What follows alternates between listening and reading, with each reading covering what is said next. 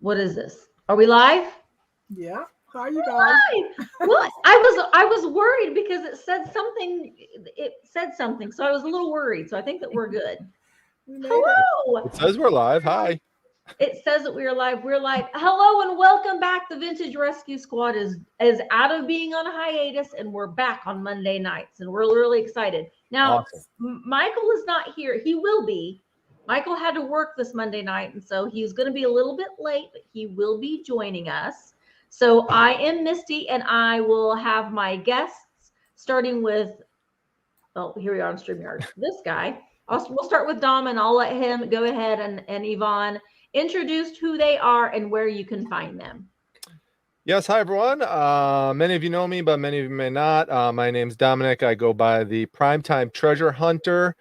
I basically, as the name suggests, I love to hunt for treasures, particularly vintage ones, but I'm not averse to modern treasures either. So I go around a lot to estate sales. That tends to be my number one thing. I also go to a lot of garage sales. I go to rummage sales and private picks and stuff that I set up. So I do a little retail arbitrage as well, but mostly it's estate sale stuff. And I've been doing this since, well, really online since right around shortly after eBay started, so around 1999, 2000.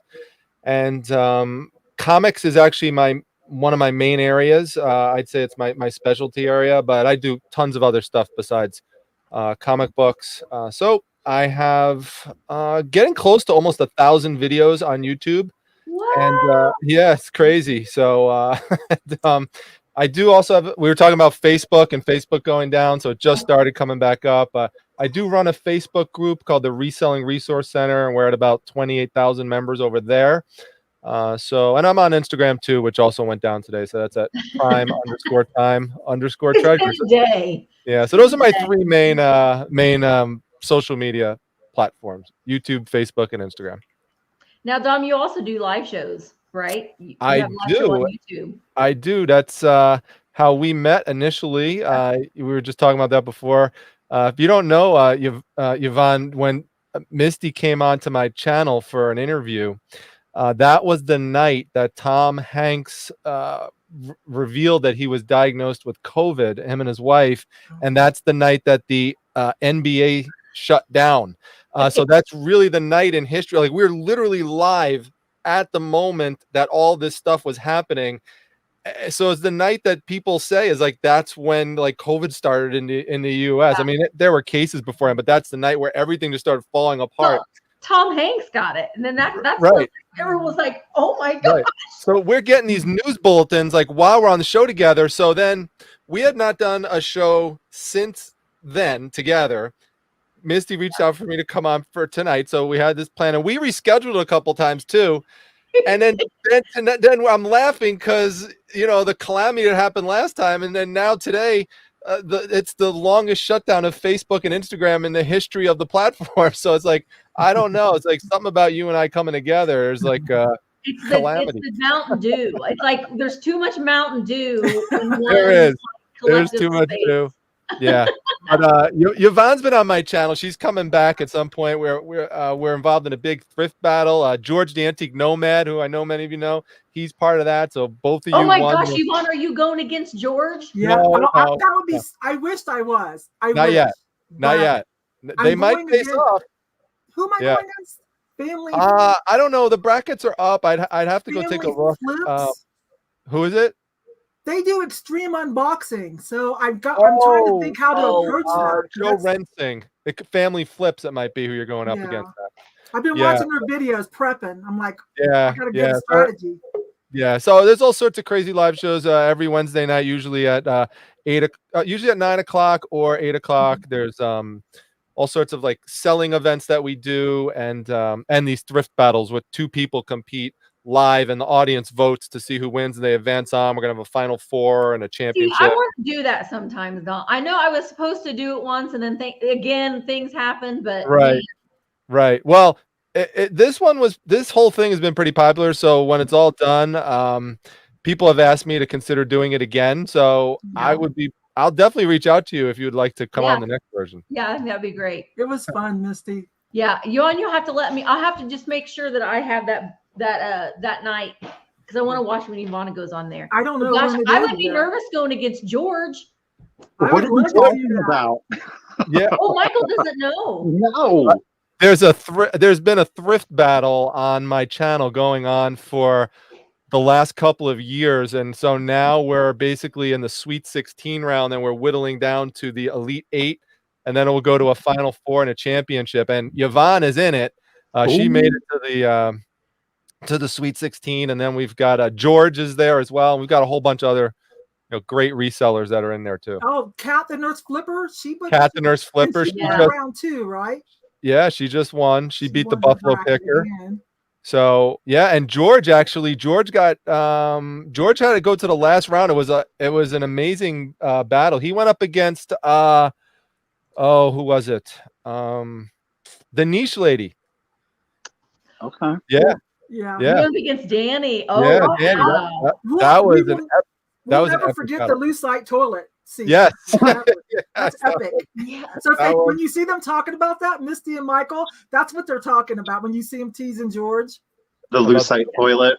Yes. The Lucite toilet. See, that's from Dom's. With the little fishies inside. Before we let Yvonne do her introductions, I kind of did a little teaser thing. So Thrift U is in the chat. This is Thrift U's new merch, their Halloween merch. Thrift Boo. And you can get it from their Teespring store if you go to their YouTube channel. But yeah, I love it. So that's where you can get them from. It's adorable. Oh, that's and nice. Fatbird Finds has new merch too. Girls. I got that one today too. Girls, I'll be wearing that one tomorrow for my live sale with Michael. Okay, so Yvonne, why don't you actually? Let me see. I'm little. There we go. I'm gonna make you big. Oh. Hi, you guys. Yeah, you explain, Dom. I'm sorry. I'll make you big again at some point in this evening. Coming at you, coming in hot. So yeah, Yvonne, I've been on with Misty before. Misty's a friend of mine. We met about 1.5 years ago when I decided to add hard goods back into my selling strategy. And then I thought, but let's do vintage. Let me learn vintage. That's just all the rage. And, and then I was starting to get nostalgic too for the 70s, 80s stuff.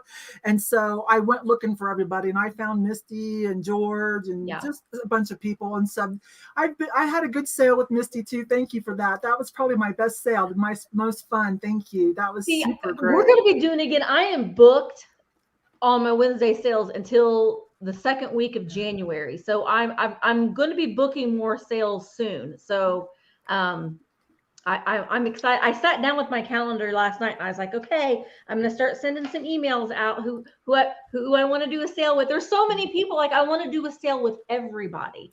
But if Misty sends you an invite, say yes, because it's fun. So much fun. I am not doing any. I don't like this. We're all going to be at the screen at the same time. Thank you, because I was like, I don't like doing sales by myself anymore. I've decided. I just don't.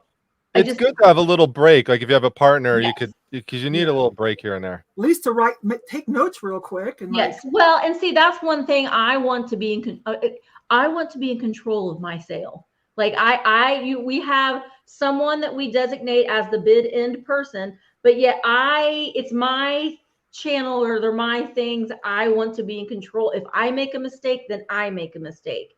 I don't want, because I think that you let there's too many cooks in the kitchen, then things bad things can happen. So, so when you do a sale with somebody, it does give you a little bit of a break and some breathing room and gives you a chance to kind of be in control of your own domain, I guess. You can get your zen. You can get your zen. But I'm convinced you've been doing really great with your sales though. You had one, you were having one soon with Kat again, aren't you?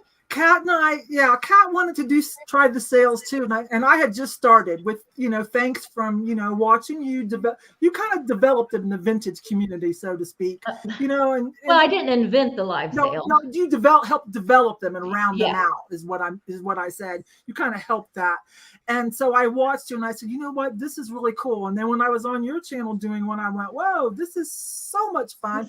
So I've been doing them, and Kat wants to do them too, the newest flipper. So she said, hey. But she doesn't want to do any more lives on her channel. So she asked if I wanted to do them. So we're doing once a month. But can I promote next month? Because it's epic. Next month is going to be an epic one. Can I self-promote? Heck yeah. Listen, this is not a live sale. Okay. So when you're at my live sale, I don't want you to self-promote. But when you are here, you self-promote the poop out of yourself. Well, because you're gonna like this too. Kat invited Selena, the Vintage Bombshell. She's like, can I have a guest? And I'm like, well, I don't know. Who is it? There's some people I don't play well with. So, right. Well, that's just okay. Sorry. Let's not start trouble. Don't be starting nothing. But anyway, she goes, just say yes. And I said, okay, yes, I trust you. She goes, Selena, Vintage Bombshell, and wants the guest. And I'm like, oh, heck yeah. Normally it's just us two, but for this one-off, we're going to have Selena. It's going to be all jewelry. So I'm super excited, and I hope you guys will stop by and say hi to Selena. Definitely. You bet. Yeah. Yes. Do that. Well, go ahead, Yvonne, and tell everybody, where they can find you, where all the places that you are at. Misty has put all of our channel links underneath the video description, of course. Thank you. But I have Yvon Thrifty Rich. I pretty much go by that name everywhere on Instagram and Facebook. I will tell you, I don't do a lot on Facebook. I'm actually getting ready to kind of like shut the group down. I kind of just like Instagram and YouTube. To tell you the truth, I'd be happy just to do everything on YouTube. They do have a comment section, you guys. I don't know if all of you know this. There's a community tab on YouTube where a lot of us are posting things, and I don't know if everybody knows that yet. Well, anyways, you have to have it. You have to reach a certain threshold before you get the community. Well, I think it's just 1,000. I think 1,000. But anybody can read them, but it's not on all devices. I think that's part of the problem. It's not available to read on all devices. I think really? I think you can just see it on your desktop.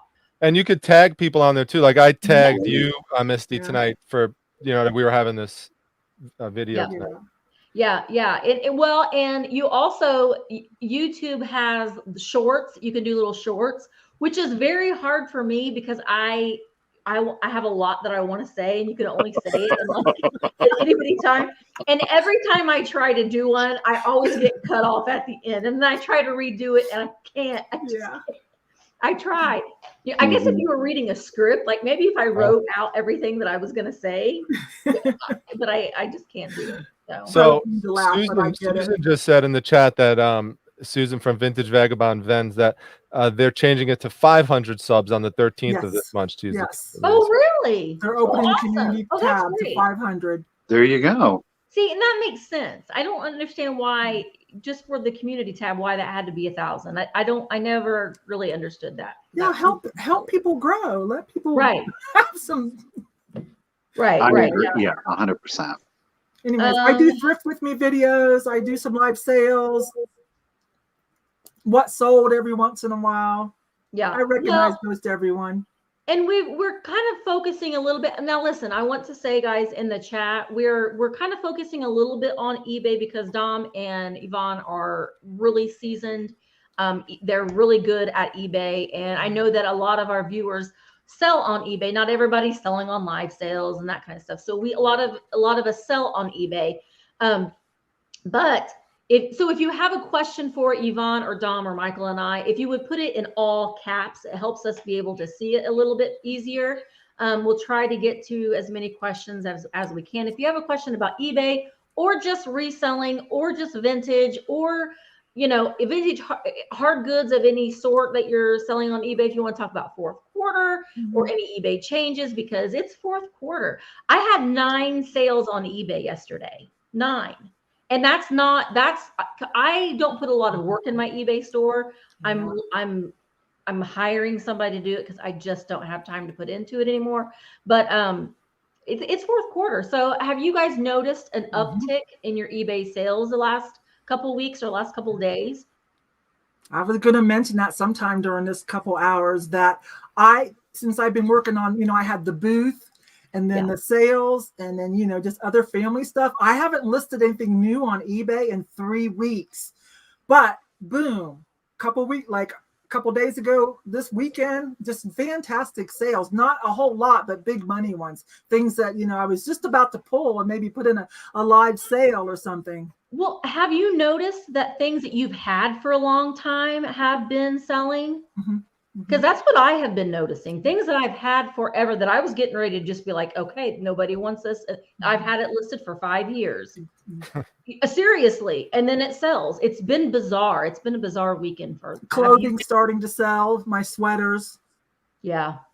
Yeah, I think that I have had an increase. I think that it is probably partly related to people getting ready for fourth quarter.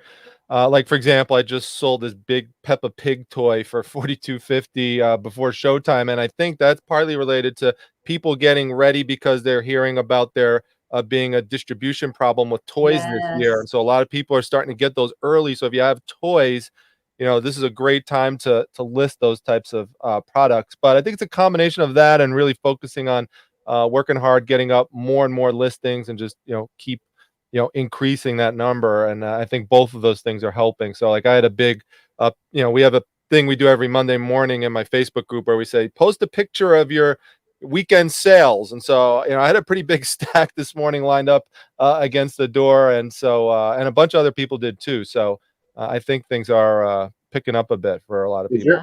Is there anything that you guys specifically look for or look to bulk out your inventory for the fourth quarter? Because based on previous experience that, this is sold really well, and these are the things that I'm really looking for to stock up my eBay store in. Well, this year I would say toys is a big one. I mean, but the good thing about, as you know, from doing vintage types of items, is that they sell all year round, no matter what. So being someone who specializes in comic books, I could sell those comics January, December, November, March, doesn't matter. People are interested in them all the time. But yeah, I would say mostly it's the toys it's a very obvious answer, but that's what I would focus on, getting more of that stuff up compared to other times during the year where I may not put as much of a premium on trying to get that stuff listed.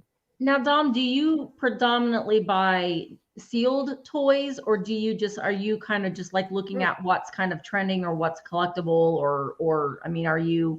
Well, I'll do a combination of that. So for example, we look here. Whoops, Doctor Who almost fell. Oh no. This is not anything that is that's vintage. This is new, but it's trending. This is a What If collector's box, and it's Funko Pops and other types of promotional items in there. Like they have a t-shirt, they have a pin, and it's a mystery box, so you never know what two characters you're going to get. It has like cards and stuff, and then there's we got Black Widow in here, post-apocalyptic Black Widow. So, it's related to Marvel's Cinematic Universe. And then we've got the collector. So I actually got these. I mentioned her earlier, Susan from Vintage Vagabond Vens. She has a selling show, and I just picked these up there for an investment, and I'll just hold on to them until they don't have, many of these out. Like, this is not something I plan on flipping like right now. I'm just going to, this is something I might put in a closet and wait a year on.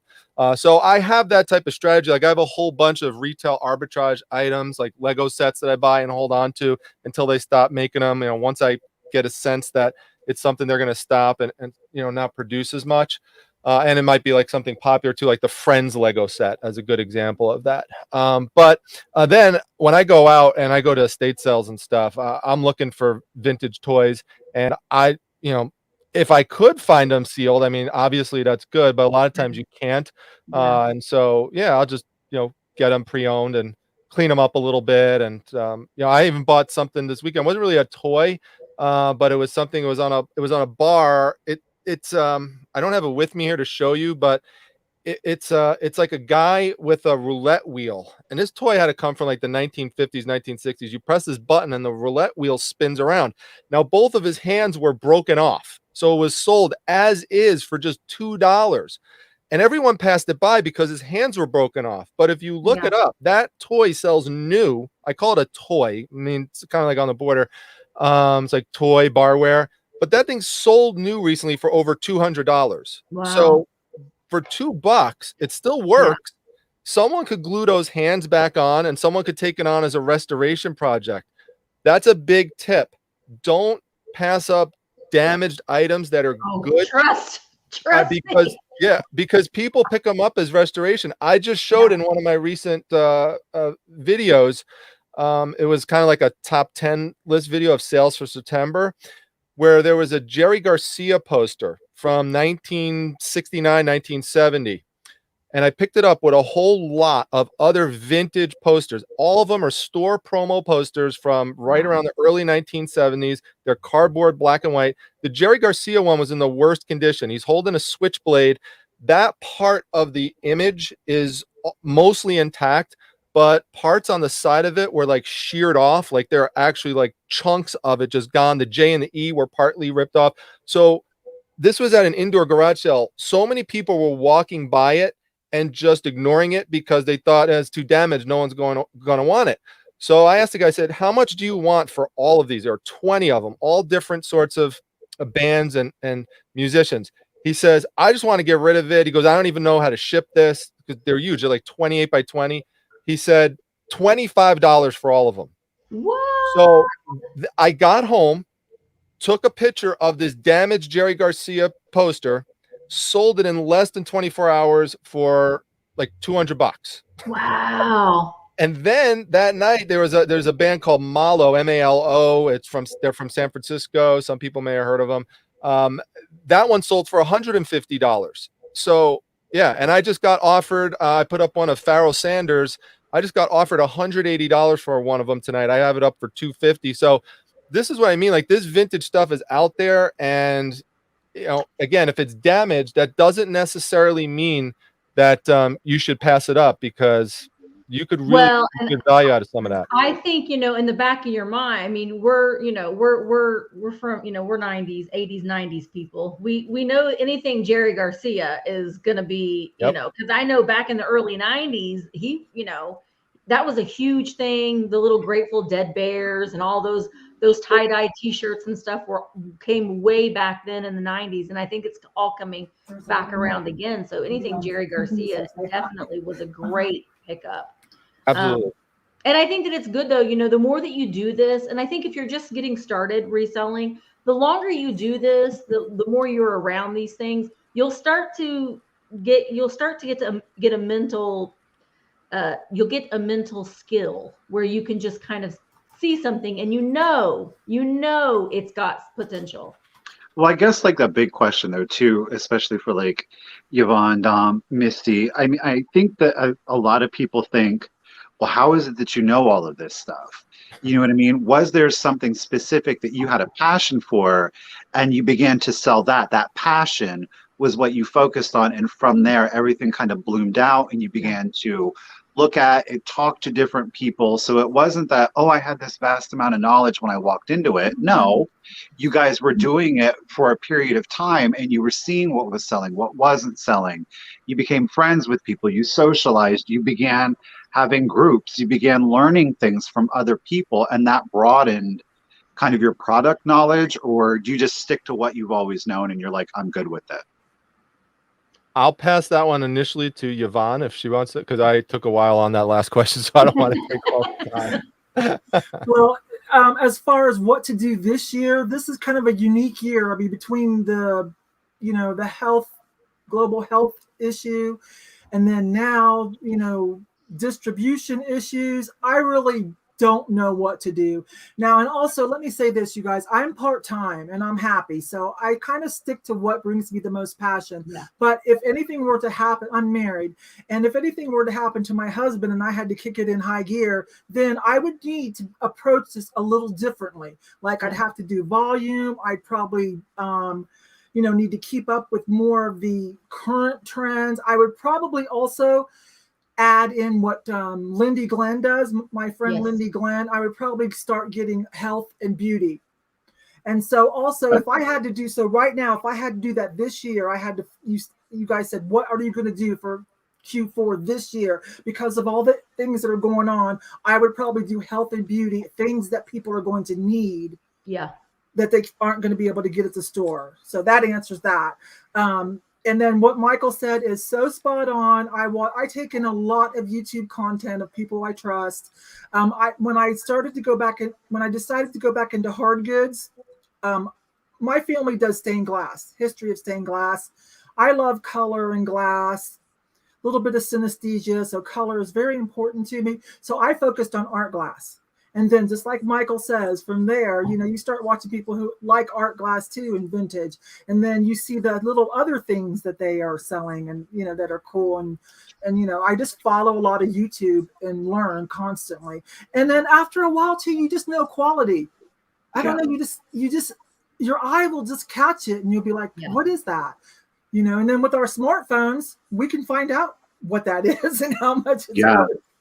Yeah, and I think that you touch on something that was in my brain when this question was asked, and that was there are so many things that we can learn from one another in YouTube or watching people's YouTube videos. You watch Yvonne's videos and you watch Dom's videos. You're going to learn what is trending. Especially, I know that a lot of people, if you do the what sold videos, those are very, very important because it does give you an idea of what is currently trending and what is selling. The caveat to that, because a lot of people have said, oh, I miss it when you used to do eBay what sold videos. My eBay, I only have like 230 some things listed on eBay. It's not good. I have not taken the time to curate my eBay store at all. So, and the fact that, having a YouTube channel, you do have some subscribers that will come and so that it can be a little skewed as far as what is necessarily trending or what is just something that somebody else has bought because, they want to buy something from you just for support reasons. Mm-hmm. So I think that if you're watching the eBay what sold videos, if you are selling on eBay, is such a wealth of information to find out what is trending and kind of even the prices. And then you can think, maybe I need to go in and rethink some of my prices right now and change some of the prices on some of my things that maybe I've had this for 3 years. And 3 years ago, it really wasn't doing anything. But now 3 years later, I need to refresh it a little bit and look at it again. Thrift, you had what I think is a pretty good question. Are you marking up toys you've picked up for the Christmas season due to supply chain issues? I'm not marking them up. I'm pricing them where they are currently at the whatever the marketplace value is once I list them. So, could have been that 2 weeks ago, the Peppa Pig set that I sold was, I don't know, $32.50. And this, by the time I got it, listed at $42.50. So, but that's just where the market was at. I wouldn't make the same exact comparison though to toilet paper, because when you start going that route with that specific analogy, you could start thinking of price gouging and stuff. Yeah. And that's really for necessities. So, people do need toilet paper, but they don't need the Peppa Pig toy.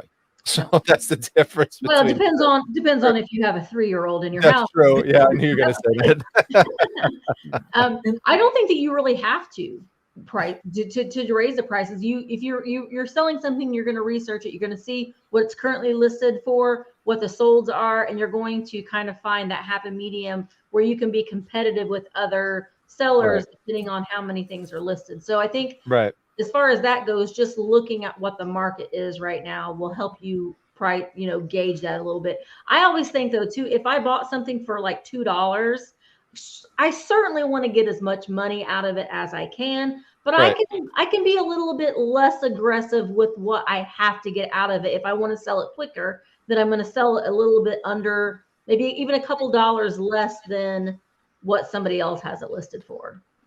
I'll give you one other example, okay, related to comics, and again, that's a specialty area of mine. let's take one of the other items that I put in my recent What Sold video was a Thundercats #1 comic from the 1980s. It was a direct edition, and I sold it for $160. Wow. Now, that comic spiked in value after it was announced that they were going to make a Thundercats movie, and the people behind the movie are people who are known to be really legitimate, and everyone speculates that this movie is going to be really good, and they want to get that invest in it. So there's some markets where there's a lot of speculating going on that drives up the value. There are instances where, you know, certain comic books will go from being literally almost worthless to some announcement being made about some obscure thing that happened in one of the comics, or a show is coming out about one of the characters, or a movie, and all of a sudden everything is just spiked up in value. In that instance, it does make a lot of sense for you to increase your price on that, because now there's a big market demand for it. Yep. Well, and I think it goes back to kind of taking stock of what you have listed. Right. And I think doing that inventory, and which I'm horrible at. I know that I have, because, you know, things mysteriously will fall off of eBay and it's still sitting on your shelf and it's not listed.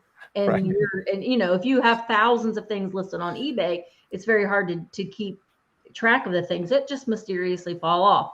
So I think even going back and kind of like the Thundercats thing, if you're thinking, man, I think I had something, I didn't I have something like that? Go back and make sure that it's still listed, and just double check to see what you have it listed at.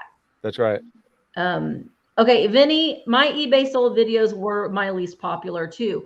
That's what always happens. You have people that will ask, do a shipping video, do an eBay video, do this video.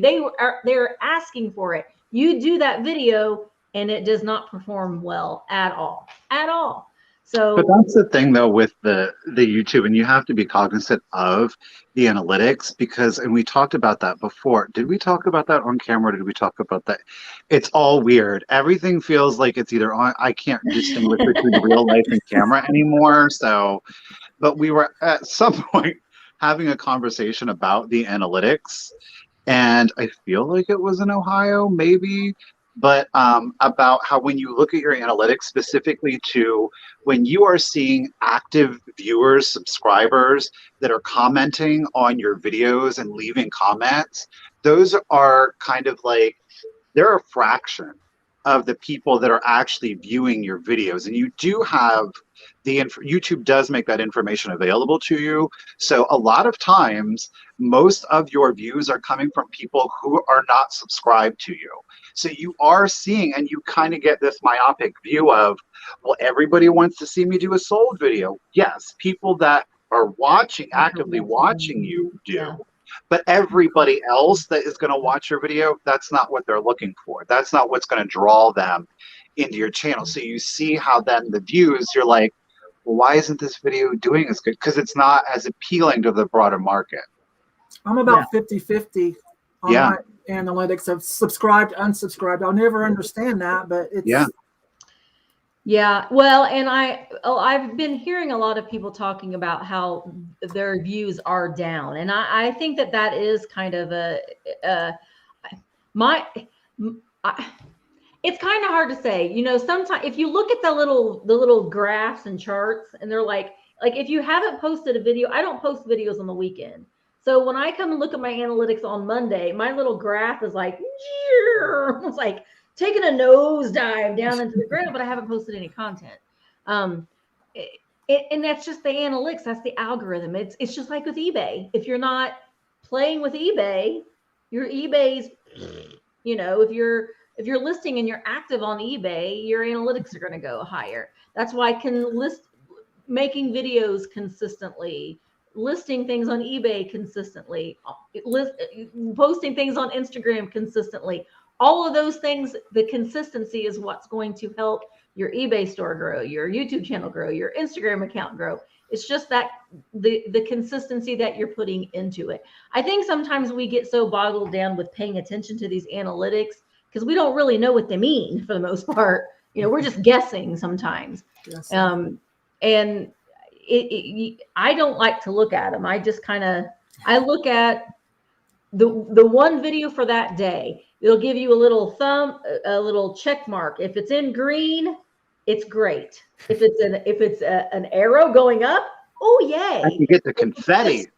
Oh, I had a Number one. Oh, confetti video. The number one. And don't you're like, oh, you confetti. You like throw a little party by yourself because it's confetti. So those are the only ones that I pay attention to, just those daily videos, because we'll be depressed if we look at them, because it never fails. The videos that you do that you think are going to be great are the ones that are horrible. And then the ones that you are like, bleh, they're the ones that do great. So there's no rhyme or reason to anything. Just being consistent, I think, is the main thing. Even if you're just posting one time a week, you're posting the same time, the same day every week. It's still that consistent basis.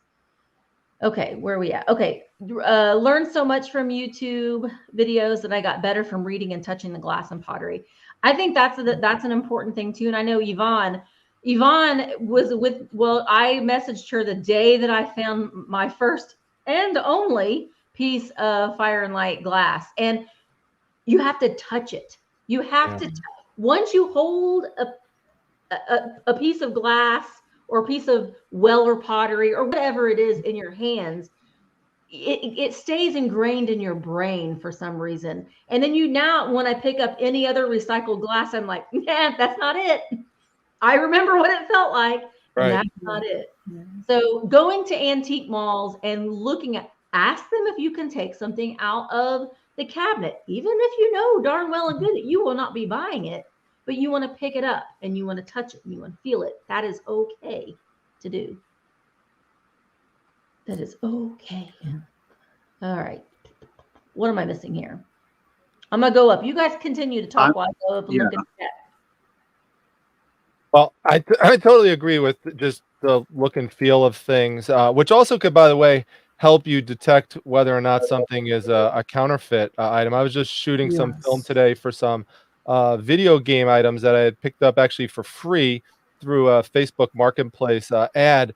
And when I came home and started processing it, I found out that it was a mixture of legitimate, original manufactured equipment and then stuff that was knockoffs. And I actually did a side-by-side comparison with it looks like the guy had gotten the original legit item, like an original legit controller. It was a lot of Wii stuff, an original legit steering wheel for like Mario Kart. But then afterwards, he got all knockoffs. And you don't want to sell knockoff Nintendo stuff on eBay because Nintendo will come after you for doing that. They're known for that.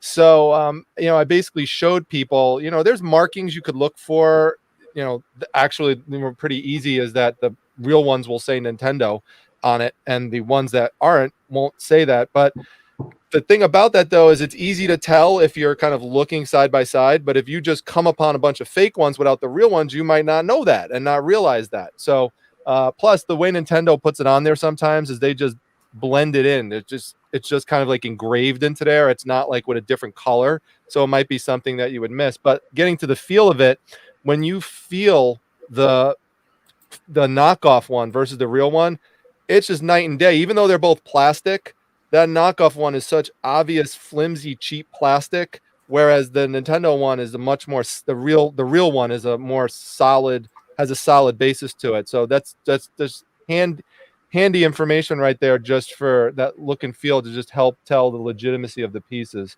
It works in so many different areas. Yeah. Michael was very worried. Michael was worried about that video. What video? What I paid. I'm sorry, I was caught up in the comments. Yeah, I mean, I've never done a what sold video, and I don't know. I think what was nervous about, I've shown what I've bought in and sold for things in the past, but I've never done a full dedicated video to this is what I paid for and this is my profit, like this is my money.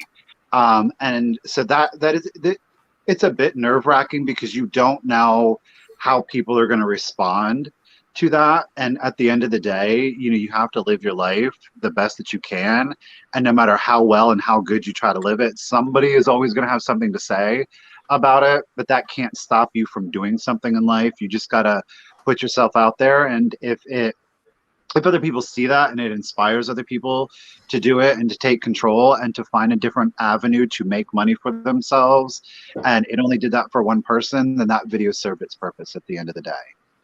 Yeah, and Michael, I've been doing what sold videos once a month on YouTube for years now, and I'm having a hard time thinking of any negativity I ever got from a what sold video. I mean, maybe the most would be someone might have once made a comment and said, "Well, we can't always make exact comparisons between what you sell and between what the average person would sell because you get some viewer sales," which Right. is true that I do get some viewer sales, but on average, most viewer sales that I get are ones that are for items that are $20 or less. Once in a while, one will be more expensive than that, but that's the exception.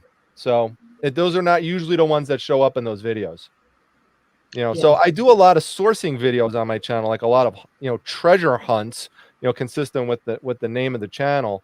But I also feel it's important for me if I'm going to show all this sourcing. Naturally, someone's going to ask, "Well, great, you source all this stuff, but do you sell any of it?" So I want to make sure I show people, yes, this stuff's I do sell it. So just so you know. Yeah.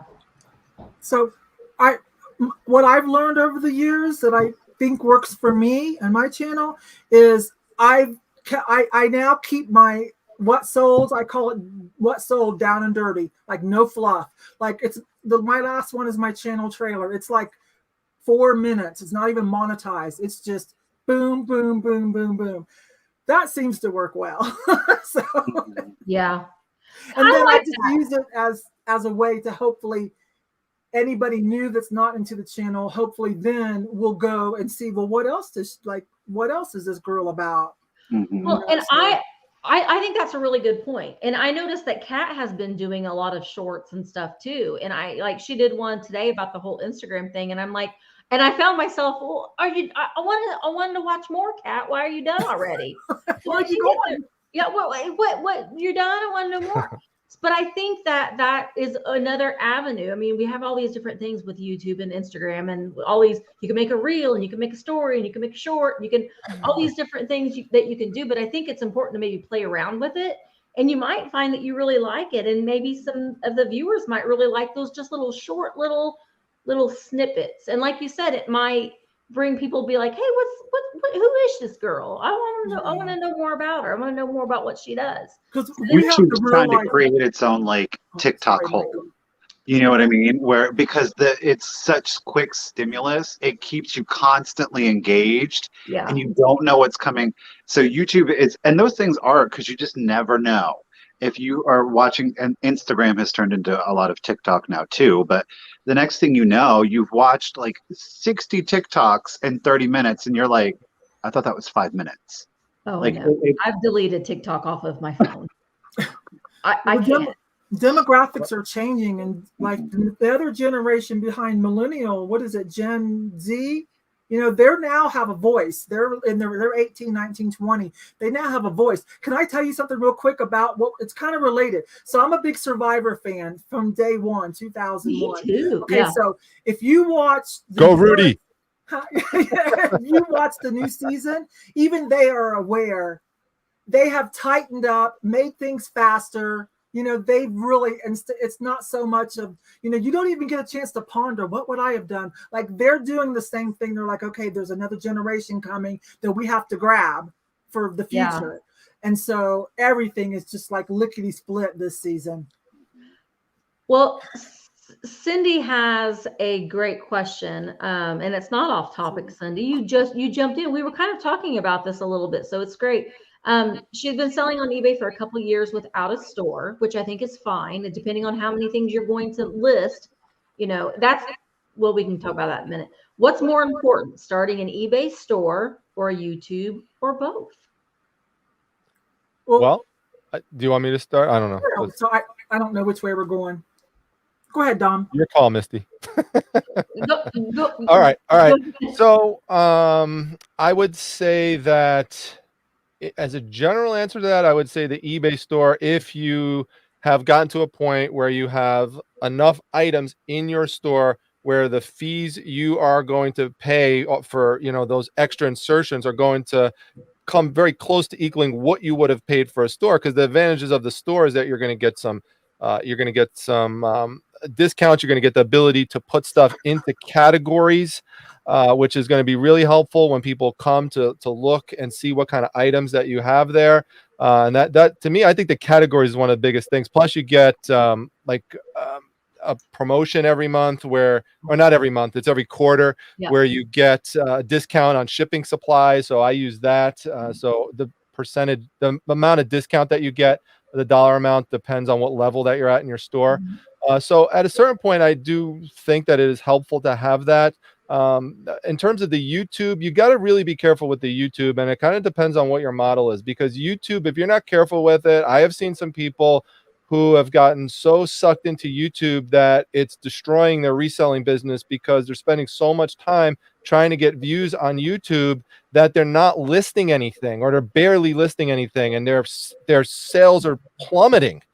So you got to be careful. Now, if you are successful at it and you could build up the YouTube to a point where you could start having the things like we were talking about earlier, like selling shows and auctions and stuff, those could be good things that could really be a nice source of revenue for you.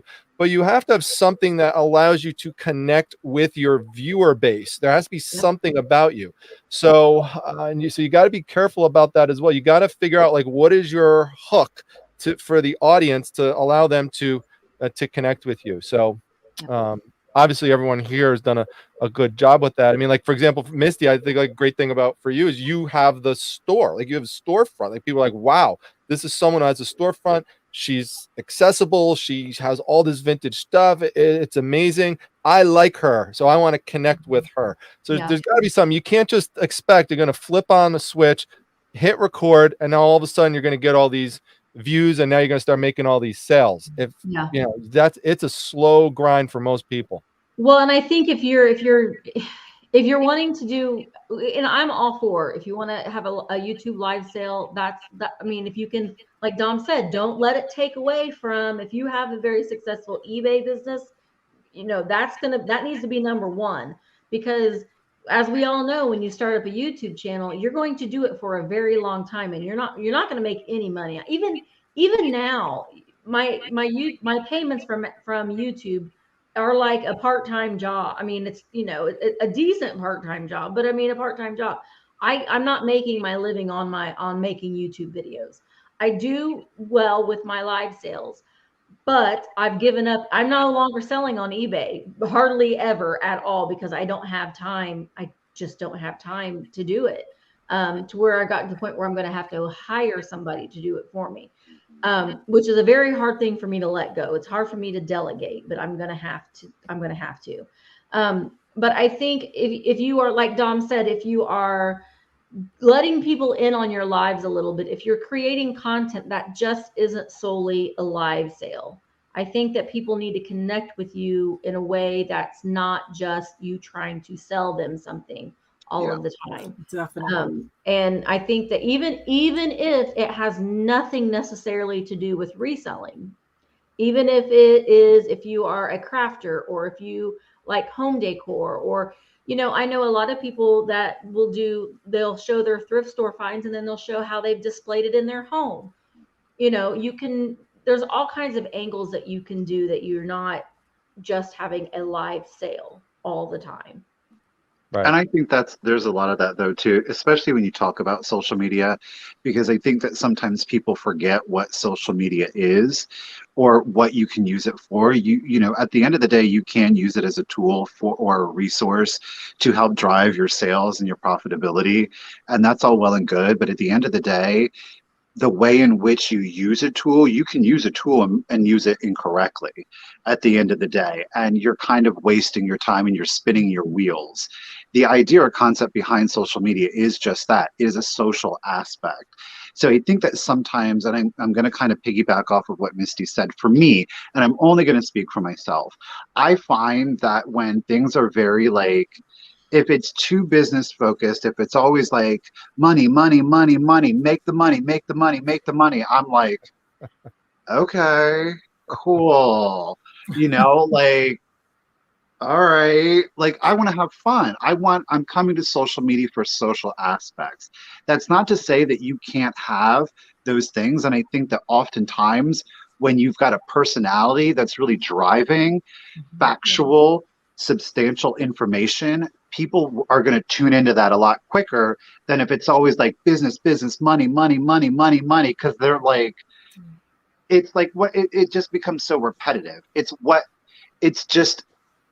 like, oh, okay, it's that old shtick again. But if it's like, hey, blah, blah, blah, blah. Oh, and by the way, let me tell you this. They're like, oh, that stuff sticks in the mind because they're hearing it from a person and they're not hearing it from a business at the end of the day. And yes, live sales are extraordinarily time consuming. Right. Yeah. If anyone who's watched my videos, with the exception of maybe like a live show that I just started called Pure Primetime, where I just kind of joke around for an hour on a live show, it's just a exception show just to kind of like just chill out and be accessible to everyone who wants to ask questions, kind of like an open Q&A show. But I like that. That's what Right, but I said just something I recently started, which kind of gets to what Michael is saying, is that I think, and I've done this over the years with my channel, I'm constantly trying to evolve. I'm coming up with new concepts. I'm coming up with new ideas. I always say I don't want it to be the same shtick over and over and over again, where people just think it's just going to be the same old thing. And I'm always trying to teach and educate, and also do it in a fun way and inject some humor and stuff and some jokes and things. And so, just be a little silly, but also help people and give them tips that could help them grow their business. So I think if you could do that, if you could find a way to blend some education with entertainment, and like some people have said in the chat, personality is important as well. So that's a tough one though, because it's hard to change your personality. I have a question for everybody that's on the screen. When you were a child in elementary school, okay, were you either a person that like you had on your report card that you talked excessively, or were you like the class clown, or like the class, like, I don't know how to, like the class clown kind of, not like you were always the one that was always trying to like make other people feel good, or but you were always trying to make them laugh. And I mean, I would here, let me answer your question this way. I would do stuff like that. I did go to 2 different elementary schools. The first one was a Catholic school. Then we moved and I went to a public school. But when I was at the Catholic school, my mom tells me this story. And I do remember the nun taking me out into the hallway, lifting me up by my throat and tie, my little red tie, lifting me up because I was talking and laughing and like joking around in class and, all that kind of stuff. And she called my mom and she said, I'm going to break him before he breaks me. So that was what she said. Okay, so that answers, if that doesn't answer your question, I don't know what will. So you were the one that you tested the limits. Oh my God, I tested the limits. And I tested the limits at home. I tested the limits with my dad. I tested the limits with my brother. I was always doing stuff. So you always had a big personality. Well, in some senses, yes, but believe it or not, there is a side to me that is very quiet, that is introverted, that likes to have my quiet time and likes to stay by myself. I don't like mixing, and I could do it if I need to. I'm very adaptable. But my natural preference is to just kind of hang out at home and just relax. Or if I'm going out, to hang out with a select group of people that I know, rather than being in like a massive crowd with, all brand new people coming up to me every 5 seconds. I could do that and I could do it okay, but I'm just telling you, in terms of my natural personality preference, it's more actually quiet. Okay. Yeah. So you're an introvert, extrovert. It kind of depends on the situation. What about you, Yvonne? What were you like when you were? Elementary, because there was a major shift once I hit high school. Oh, so well, girl. For elementary. Yeah, let's talk about elementary. Okay, let's keep it safe. Things changed when I hit high school. When I was a teenager, I was pretty much follow the rules, somewhat popular, because I do learn pretty easily. See, this sounds like bragging, but I'm going to answer. I do learn pretty easily. It comes easy to me. And I realize it doesn't for everybody, but it did for me. And so I would get done with my homeworks and stuff and my work a lot faster. I did have to be told, let someone else answer.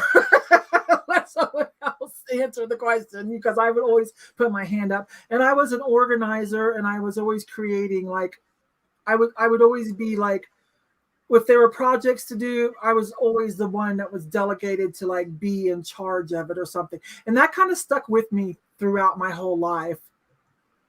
Yeah. So you also had a pretty big personality. Yeah, but I did try to keep, but I'm also respectful and rule follower, Well, yeah, so I mean, I kept it. I don't think having a big personality means that you were like a troublemaker or anything. I think having a big personality is just that. I mean, you just attention ho from way back. I've admitted that about several months. About every other month, I admit that attention ho from the beginning. But okay, so let me just, I know it's your show, Missy, but I'm just curious. Just like because you just mentioned attention, right? If we're on YouTube, we must like attention in some way, right? Because no one forced us to go on. We decided to do something. We think we have something to offer, and we're competing for attention. Yeah. I mean, I admit it. Yeah. I say it out loud. What about Michael's you, Michael? being quiet. I don't know. Curious. I don't know, because you know what? Interestingly enough, I think Misty could probably speak to this, and I don't want to get myself in hot water here. So I truthfully, no, I am an only child. I was the youngest grandchild. I was the only first cousin male child of the only boy of my grandparents. So you would think, oh, he was spoiled rotten. I was spoiled. I was not spoiled rotten. I was always very independent, but I liked to be by my family. I didn't make a lot of friends, and when I did, it was very few friends. I usually would have one best friend, and that's all that I would socialize with. I was very introverted. I think a lot of people thought that I was shy, but I am a very observant kind of person. I don't think that I would rather allow people to show me who they are while I just simply sit back and watch. And then it allows me to determine what my next plan of action is going to be. This is where I don't want to get myself in hot water, is that I don't consider myself a lot like a lot of content creators, let's say, because I don't really deal well with a lot of attention. I have zero problems dealing with it, but it's not something that I've ever sought. You know what I mean? It's all very awkward for me to kind of handle a lot of the attention, because I'm just like, okay, well, I'm going to go over here. And he was like that when we were in Ohio and we got noticed, And people are like, oh my God, I'm immediately like, oh. Yeah, Michael hears the word, oh my gosh, or are you? And he's like, I could get that though, Michael, because there's a lot of musicians, for example, who, a good example would be, well, I mean, I'm not trying to make a morbid analogy, but Kurt Cobain, he when he started, he was not, they were playing in like, small little venues and stuff, and they weren't looking to like blow up and be like, a big MTV personality. They actually didn't like that kind of stuff. And then next thing you know, they go on, and all of a sudden they're famous and everyone's, going after him for attention. He obviously did not handle that well. And, there's a lot of entertainers and, musicians who are like that. They like to perform. I guess in some aspect, they like some attention, but not when it starts going to like a crazy overboard level. Yeah. Right. Well, Like if I want to, when I'm ready, I'm ready. And when I'm done, I have to be done. That's what's good about YouTube, is we can control the amount that we feel we need back as well, that we give and take. Yeah, I mean, and I was always the girl that was out in the hall because I talked too much. You were? Yes. What? Move your desk out in the hall, Misty. Move your desk out in the hall. I was always out in the hall because I talked all the time. But yeah, and I was also a theater kid, so I was always kind of, but like Dom, I like being around people, and I like communicating with people. I like talking to people. I like engaging with people. But I love being by myself. Right. I absolutely love being in a space by myself. That's why I love when I'm at my shop, I'm there by myself. I'm no longer open to the public. And sometimes people will come in and they'll be like looking in the windows, and I'm secretly down there going, go away. Go away. We've seen you on camera doing I think I was talking to, I don't remember who I was talking to, but I literally was like, oh, I have to hide. I have to hide. Someone's looking in the window. And I was like sitting down on the ground. Oh, actually, that's funny. I don't know if you ever watched Curb Your Enthusiasm, but there's one episode where Larry David is walking around and someone's, he hates what he calls stop and chats. So he hides behind these columns so that people don't see him, so he doesn't have to do the stop and chat. Now I'm pretty, I'm tall, I'm hard to miss, but there are some structures I can hide behind, and every once in a while I will do that. Like I'll be like, all right, no, I know what's gonna happen. If I stop, there's a half an hour of my life gone. I'm like, I mean, here's the thing. When we were out in Ohio, I love meeting people. I love talking to people. I can sit and just talk. I could talk to someone all the dang day. Right. Depends who it is, right? When I'm at work and I'm like doing something and I know I have to stop doing that something because I gotta let, I want to continue to do what I'm trying to do because I also have ADHD. So I know that if I stop doing the thing that I'm doing and I get distracted, I'm done. It will not get finished. It'll be done. That actually reminds me, since you said I could promote, because I have noticed this. I have had so many people who've watched my videos who tell me that they have ADHD that I actually made an entire video about that. It's called like top tips for resellers with ADHD. Oh, I'm gonna have to go watch it. Yeah, so I didn't know that you had done that. You should check that out. I don't know how I sometimes will get to the shop in the morning and I have a little bit of a cry because I have this mountain of things that I need to do. And my brain tells me that I need to do these things, but yet I will sit down and look on Instagram for 25 minutes. And it's like, what are you doing? You get up, you've got stuff to do. But that's the ADHD, you got stuff to do, but yet you get paralyzed. Like your body just gets paralyzed and you can't do it. So, but anyway, yes, I was a theater. I was been involved in the theater. In fact, I'm very sad because there's a play that I was asked to audition for that I didn't because I knew I wouldn't have time to do it. And it's opening very soon. I'm very sad because I wish that I was in it, but I don't have time to do it anymore. Oh, we're on Facebook too? Oh, yeah. Okay. Is Facebook working? Facebook is working. Yay, Facebook. Anyone else here with a theater background? Michael, Yvonne? I mean, I have done like school plays and I've been in a couple of community plays, but I enjoy, like, that's the thing. I like the creativity of it. And I like knowing that it's doing something for somebody else. I just don't like it. No, it's not that I don't like it. It makes me uncomfortable when that's being communicated back to me because I'm like, no, I'm doing it for you. That's good. That's good. That's good. If you enjoy it, that's all that I'm doing it for you. You don't have to worry about me. We're good. We're good. Yeah, no, I think set design and coordinating, that kind of stuff. I think I like to help other people be happy and get some attention too. Any involvement in the theater means you are a theater person. The backstage, the scenery, the props, any of that stuff. What about the usher, Misty? Does the usher? Yes. I haven't seen Jaden. It's my son. I know that he is not in the chat, but I haven't seen Jeffrey. Jeffrey he did lighting for theater, so Jeffrey was involved in the theater as well. Listen, really?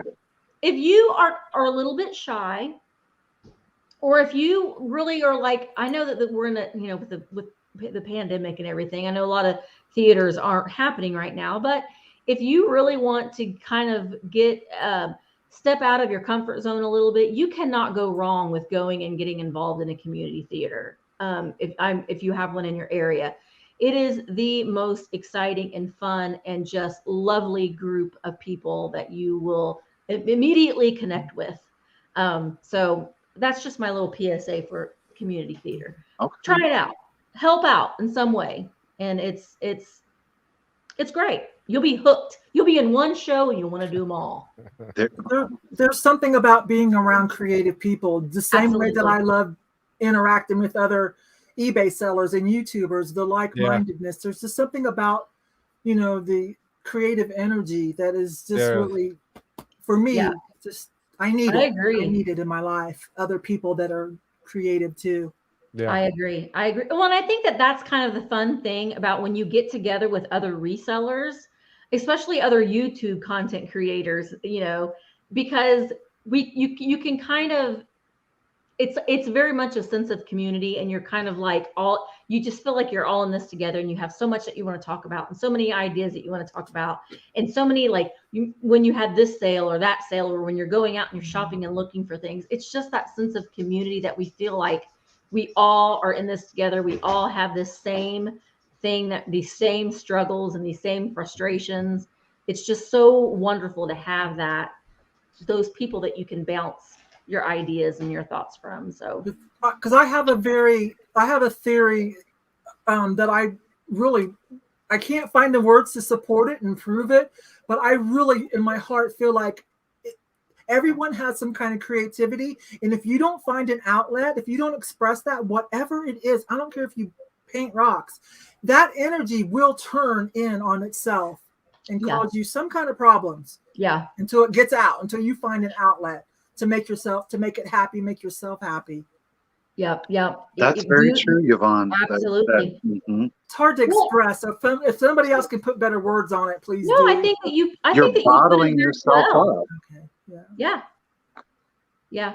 Getting it out, getting your creative juices flowing, whether that be, like Michael makes the wreaths. That's a very important thing that it's like his Zen place. I know I saw Nicole Northgarden in the chat. She does these beautiful home displays, and she changes up. It's just, that even just doing that, even if you like home decor, you completely change a shelving unit that you have. You're still being creative, and you're still, having that outlet. I think that's so important. I think that you said that very, very well. Thank you. Very well. All right. Yeah, I know. I saw that. Oh gosh, I've been watching their videos. Vinny, they went to Philly. Scott, and Dee and Tammy and Dave. Yeah, that was been fun. I'm still so mad because Tammy and Dave were going to stop by, but I was so dead tired. I just wanted to do nothing that day after the pop-up. Mm-hmm. All right. So again, make sure that if you have a question, it can be about eBay, it can be about reselling in general, it can be about YouTube. If you put them in, how about said adult capitals? No, all capitals. Be careful what you put in We're there. not going to go there. It really does help me to be able to bring them up and show them on screen. I wanted to talk to Cindy. I didn't get a chance to answer that one. Can I go back while you're looking for questions? Oh, absolutely. It was Cindy. So Dom gave you really good answer, but it was in the context of your question, but I was just wanted to say maybe you could also expand that, like, because Dom's right. YouTube it can be done, but it takes time. But you could also utilize Instagram.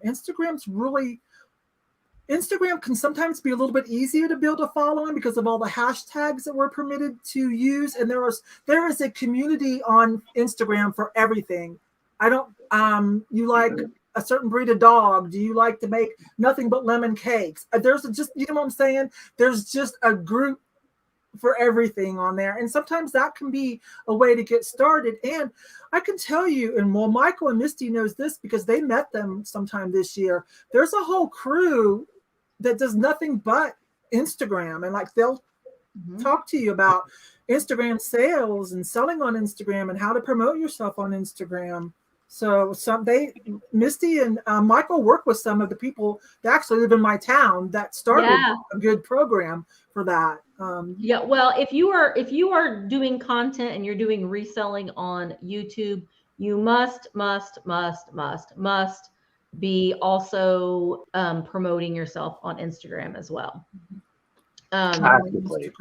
Actively, and that's posting daily on Instagram. If you're going to have a live sale on YouTube, post pictures on Instagram. If you're going to have a live chat on YouTube, post that on Instagram. Instagram is kind of a fickle thing because we were kind of talking about this last night after our sale with Sarah, the traveling button, who is a wonderful, she is a Instagram coach. So you can get a hold of her on Instagram. It's Sarah, it's the traveling button.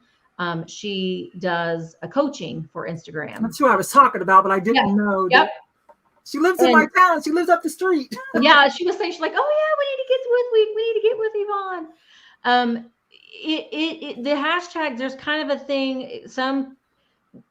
They used to want you to put 30 hashtags per, which is a lot, I know, per listing or per what you put up post. Yeah. But now they're saying now only 3 to 5 hashtags.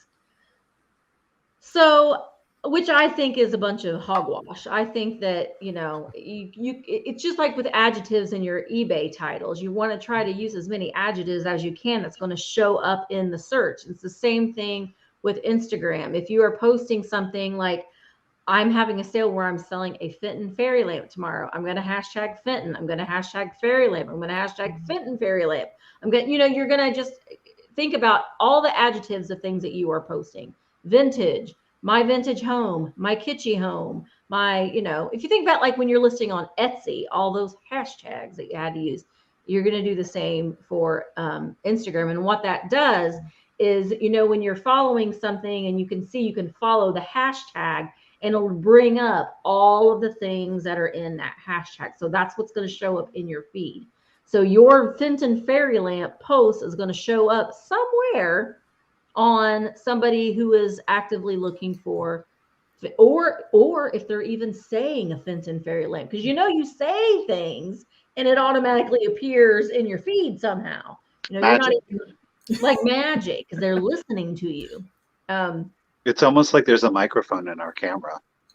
Kind of. Or in our phone, in our camera. I didn't mean to leave Dom out. I didn't know this, Dom, but Dom says he's got a video on some IG tips. So there you go. Too. Yeah, I put one together for people who want to start Instagram for reselling, because I've mentioned a lot of times and suggested it. I agree with Misty and everyone else here who uses it, that it's very valuable and you definitely should use it.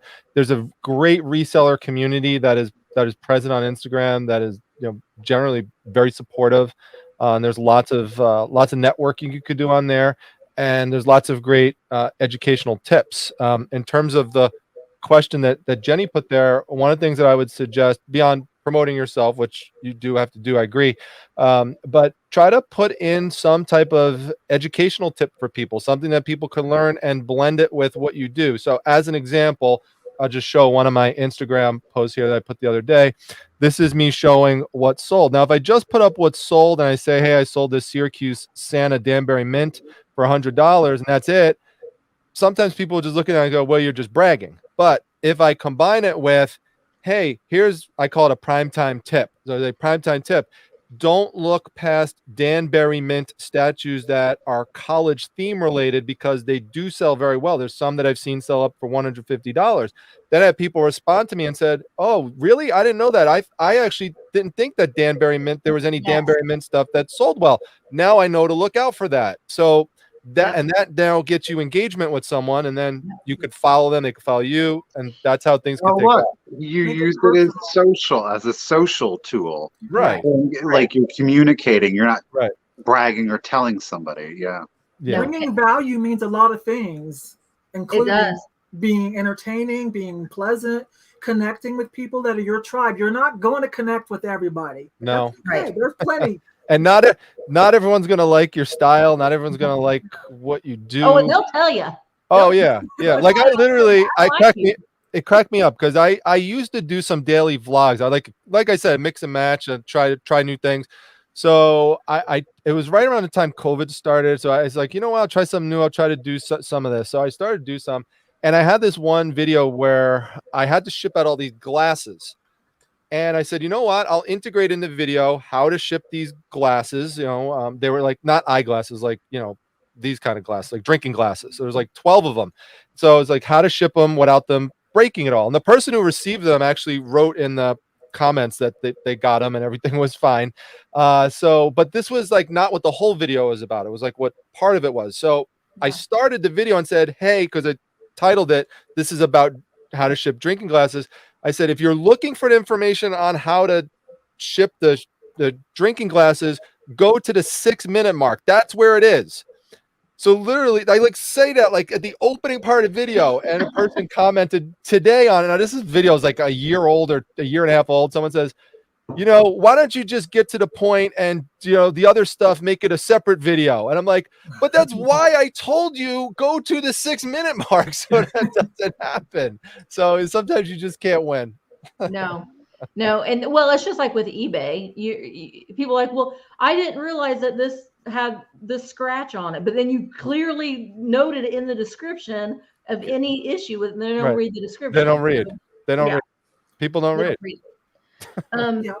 Be prepared to be patient with people. Yeah. Yes. And one other thing I will say, because there's people who are nervous to start on YouTube because they're concerned about trolls and negative comments. One of the best things that I ever heard. Now he's not everyone's cup of tea, but Gary V. One of the things he said though that is funny without, well, maybe he did put profanity in, I don't know, but I won't use profanity. But he said, who cares what Sarah Pants 727 has to say about you? Like, why do you care about that? So just remove it, you know, and then just move on. You gotta just, that's how you gotta be with it. Yep. You just have to, you know, you got to know out there that people aren't going to like you, but you know that anyway. You know that anyway. That you're not everybody's cup of tea. Right. You're just the sound of your voice is going to. That's right. There are some people. Right. There are some people just going to come to my channel. They're going to click on it. They're going to say, he talks too loud. I don't like his beard. I don't like that he doesn't have much hair. I just don't. There's something. I just don't like him. And they leave. That's just going to happen. There's nothing you could do about that. Yeah, you just can't. Every day we're walking this earth at the end of the day. Yeah. You know what I'm saying? There's nothing different. There really isn't. Like I said, just be patient and have a little empathy. I'm not saying you can't delete it and block them. I'm just saying don't take it to heart. Understand, surely in real life, you know people who's maybe their brain injury, you know, head injury. That, you know, they just don't. Things just don't click socially as well as maybe the next person. So just have a little empathy, but still you can block them. Yep, you can block them, you can delete it. I look at every comment, I will delete it if it's someone that's saying that something that's what I don't think is very nice about me or about somebody else. Even if it's about someone that I maybe am not crazy about, I'm going to delete it, because that's why have that poison out there and give anybody any ammunition to be nasty towards one another. It doesn't make any sense to me to do that in a public play. Can I just piggyback real quick on something that Michael brought up, because I think it's important, because I think there's some people there who watch and who might again be nervous about starting a YouTube. Maybe they have some fear of like public speaking or whatever. But you know, I had that actually when I was younger, when I was like, you know, like let's say like junior high school or something. I had to do like a presentation. I was nervous. And I was talking about it with my boss. I used to work at a convenience store, and I'll never forget it. He walked up to me and I told him like, yeah, I'm nervous. I don't really want to do this. And he looked at me. He had all these weird nicknames for me. And at this point he was calling me Cool. So he looked at me and goes, Cool. He goes, all the world's a stage. He goes, people are, he was quoting Shakespeare. He didn't really realize it, but he's like, when you walk across the street to get pizza, he goes, someone's staring at you. Someone's watching you. He goes, when you walk into the mall, there's somebody always looking at you and always making judgments and evaluating you. He goes, so if you think of it that way, you know, it'll be easier. And then I started to think about that, and it really made a big difference for me. That's why I wanted to share it, because you never know, it could affect somebody else. And then I just started getting interested in watching a lot of, like, you know, the time when like the OJ trial was on, and there was like all these courtroom like dramas and stuff that were unfolding on TV all the time. So I always watched these attorneys and how they would do like public speaking. I was very interested in it. I said, you know what, I'm just going to try to take a weakness and turn it into a strength. So think about that too. Find out, what is your weakness? I do that with expanding into new niches. Like Yvon knows, ceramics and glass is not something that I specialize in, but this year I've made a concerted effort to try to learn that more, so I could maybe one day turn that into a strength. So just don't look at my main mess. Don't look at a weakness and just think it has to be like that forever. Things could change. Oh, and that's so true. That's so true. I think we've all kind of evolved. There are certain things that we thought in our reselling journey that we would never even venture upon, and then we try it and we end up really liking it, having a new appreciation for it. But I think that it's very important though too that we don't like, even in our videos, we don't know everything. I get things wrong all of the time. All of the time. We all make mistakes. And I said something. Oh, I said that something was made somewhere, but it wasn't. It was actually made somewhere else. And you know what? If you want engagement in your YouTube channel, yeah. wrong. You will get so many comments on that video. Say something. Wait, no, here. Say something wrong or close to that would be film a bunch of stuff and don't buy all of it. And people love to tell you that you missed something. You will get so many people. It's cute, though. It's right. cute. It is. I mean, right. listen, every comment is appreciated. But then I think I even pinned because I was getting so many comments, and I realized that what I had done when I was editing it, and I think I even put it in like a little blurb in the video. But then I even pinned a comment. I know I said this wrong. Right. But I'm not re-editing the video. Right. I joke with that, but like you alluded to, that you will learn things from your viewers. Like they'll tell you stuff and they'll say, wow, holy crap, I didn't know that. But then there's other times where you might not pick something up because it's damaged, and you got to pick what you're going to say in the video or not. So sometimes, but they don't have a way of knowing that, because if you don't show it. Everybody, we all buy different things, and the people that are watching our videos, like I got raked over the coals once because I talked about I personally don't buy Longaberger, but I know that some people do, and that's okay. It's just it isn't what I am choosing to purchase on that day. And we all do this when we're shopping. I have certain days where I'm like, I don't want to get any of that today. I'm looking for this today. That's right. I just saw Kat say that. Kind of can choose what you're going to be. I saw Kat say that in one of her videos. Nurse Flipper. She was in a thrift store or something, and she saw this plush, and she said, "Some days I feel like digging through a whole box of plush, and other days I don't." Sometimes you just have intuition. You just kind of look, and you're like, "I'm not feeling anything. There's nothing. Nothing. I'm not trying to act like we're superheroes. I'm just saying, you just kind of know. No." I know. Who doesn't hold their hands up and go, is there anything good? No. Right. It happens, split second. I actually, it's funny you say that. I actually have this joke I do sometimes on my channel. I call it primetime radar, where I actually distort the screen and it becomes like a term, like how the Terminator would see something, and it like distorts the colors. And I make like this beeping noise where I'm like zooming in on something about it. So, it does happen. It happens when you thrift a lot. It just kind of happens. That's right. Well, yeah. I don't know if Marion is still in the chat, but Mid-Mom Marion went to Goodwill and in Colorado Springs, Yvonne, found a Louis Vuitton steamer trunk. Yeah, I already messaged her about that. That's the one thing about Instagram being down that made me mad today, is I kept trying to send her a message. And I was like, oh. That was amazing. And she got the last one of 3. I would love to know who got the other 2. I don't know. But, wow. I mean, that just goes. I can't believe they left one behind. Listen, I hate Goodwill. Because Goodwill's in my area, and I have made the determination. I was telling Michael this. I am no longer filming a Goodwill video. Well, I shouldn't say that. I'm not going to actively seek to film a Goodwill video. They do not make me happy. I do not like filming them. I have to go to several Goodwills to get one video. My happy place is a vendor mall, a flea market, an antique mall. That's what I'm going to focus on. Do I still shop? Do I still go and try to find things at Goodwill? Yeah, but I don't like to film in there. And I mean, what, you want me to film empty shelves? Because that's all that's in there. It's all empty shelves. There's nothing on the shelves. So, but you do like the bins, though, don't you? I do like the bins. Well, see, maybe then you know. I don't go to the bins very often, but I do like. Well, but I can't film in the bins. They won't let us film there. Oh, they not ours. I have to like covertly do it, which I don't like to do. Yeah. So, and if I do film at the bins, it's like for like literally 5 seconds, me going bloop bloop. This is the bins. They don't want you to film there. So, and I'm like, Yvonne, I am a rule follower. I'm like, I follow the rules. All right, Scott has a question that's been up for a very long time. Sorry, Scott. I hope you're still around. but quantity listings on eBay, multiples of the same item. I just did this today. I listed 2 things on eBay today by myself. Do you have much success with that type of listing? So if you have like 15, well, I listed little small VHS cassettes. I got them for really, really cheap, and there were 5 of them. So I did quantity 5. Do you typically do that, or do you just list them individually? I think that's what he's asking. Yeah, definitely Yvonne? quantity variation listing too. That's the best. One and done, and then just sit back and let them sell. That's the best.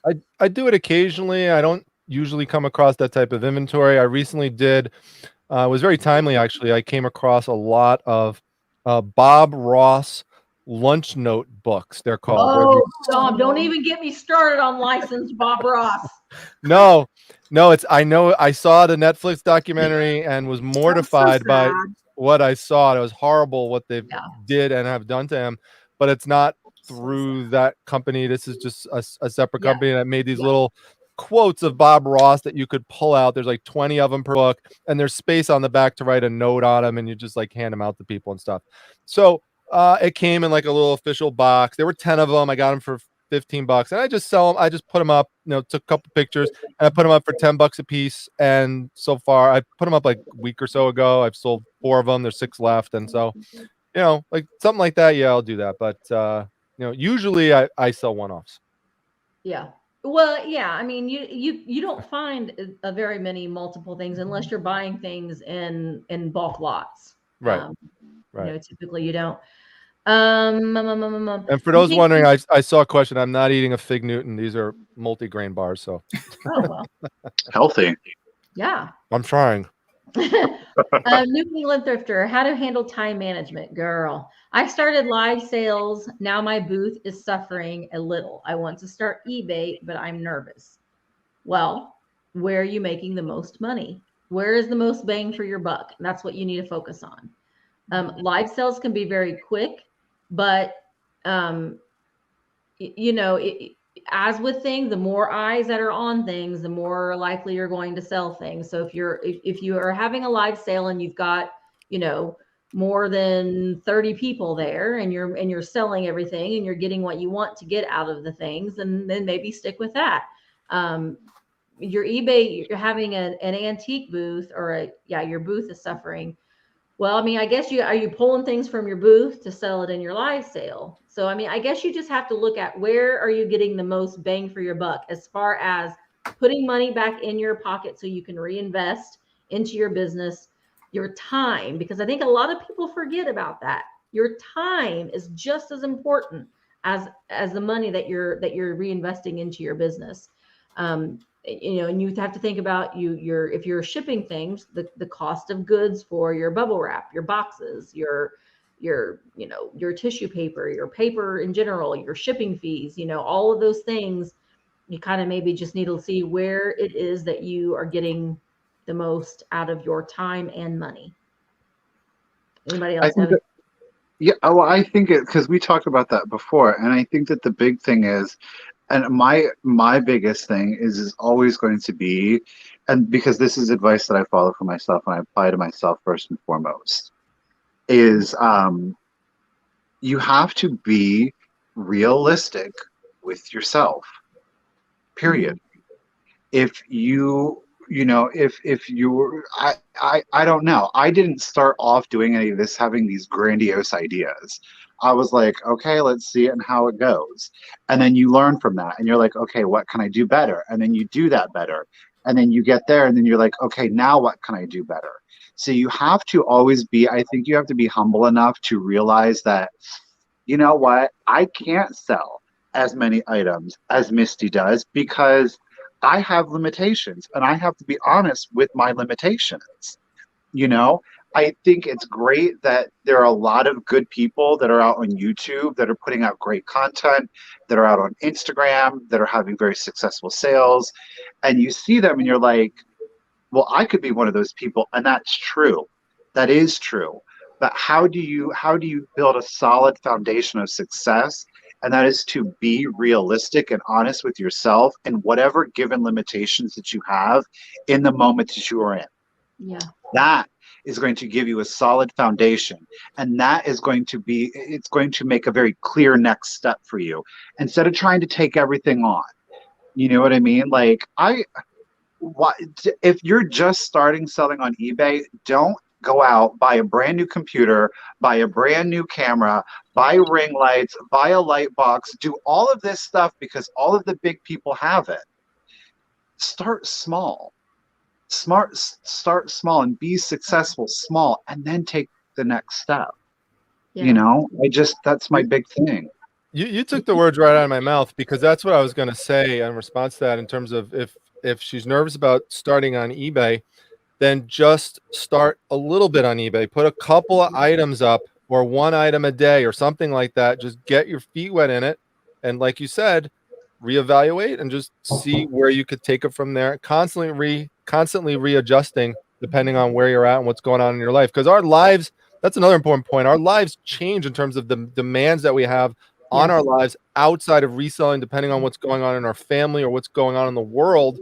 So our schedules are always changing, and what we have as an eBay system or some other system that's working at one given point in time, it might not work anymore if X, Y, and Z changes around us. So we have, the key thing is, you really also have to be flexible. Yeah, absolutely. Oh, remember when we had the shutdown and a lot of us couldn't go thrifting to get our inventory? You're like looking at your walls. What can I sell today? What do I not need hanging on my wall today? Yeah. Right. Yeah. Of course, I never said that because I've got, an ungodly amount of things in my building that I could never go shopping another day for the next 25 years, and I would still have things. I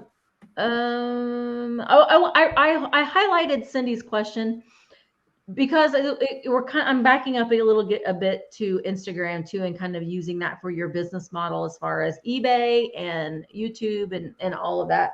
I think it's very important too. And I'd seen somebody else had mentioned I think it was Bree G. I'd seen when you are following somebody else on Instagram, more than likely they're going to follow you back. And then you can build followers that way. One thing that I think is very, very, very important is your name.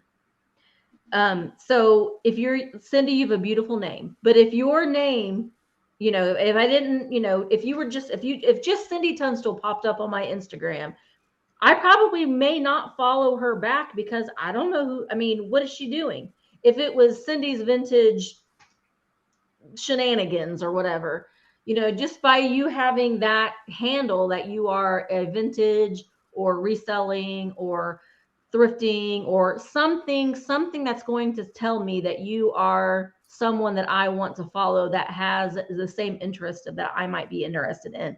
So I think having a personal Instagram account is fine. But if you're wanting to build a business, having a business handle, that is your business, your YouTube, your Facebook, your eBay. My eBay name is different just simply because I'm an LLC and my legal name is Wildflower Antiques. I have doing business as Thrifter Junker Vintage Hunter. So that's why my eBay is what it is, because it was already established. But I knew I didn't want my YouTube name to be Wildflower Antiques. I didn't want it to be that. So that's a whole other thing. But you need to make it to where someone's going to be like, "Ooh, who is this? I'm going to follow her back. She does like things that I like to do." So that's just one thing. That's my little tip of advice as far as that goes. I want to add something to that then. Sure. My YouTube name, I'm Yvon Thrifty Rich everywhere, because except for eBay and Poshmark, there I use Mile High Seeing because I'm selling to the whole world of those, right?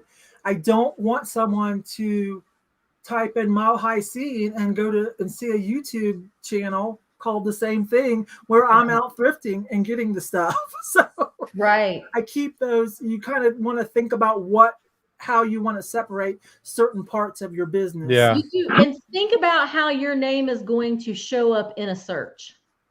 Think about that for a minute. If someone is on YouTube and they're like, "Well, I think I want to do something about let's watch something about thrifting, or let's watch something about antiques. If you have something like that in your name, it's going to show up in the top of the search. So you might think about that a little bit too, about what you want your brand to be. And it has to make sense with what your brand is. You know what? Like Michael is a devil worshiper. So Yeah.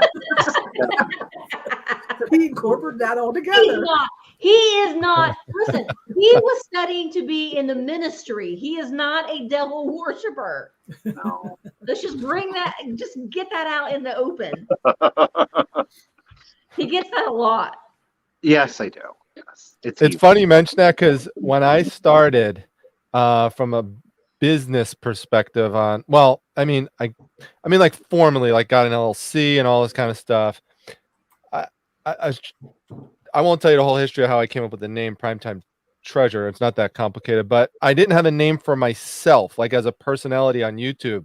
And in my early videos, you'll see for quite a while there, when I introduced myself, and it got kind of just, for me, even annoying and repetitive, I would say, hey, this is Dominic from the Primetime Treasure Hunter, or no, sorry, this is Dominic from the Primetime Treasure YouTube channel and eBay store. Like, that was way too long, too complicated.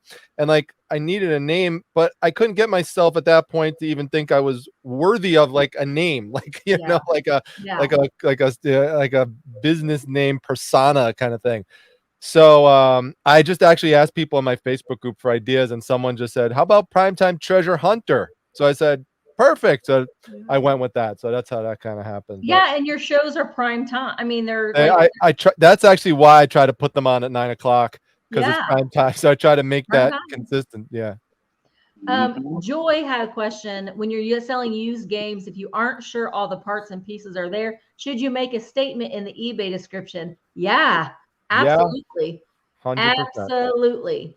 Because 100%. If you don't, they will want a return. And even if you don't accept returns, they were going to get a return because you are not, we're not. Yeah, you definitely have to check that. And that actually happens a lot with puzzles.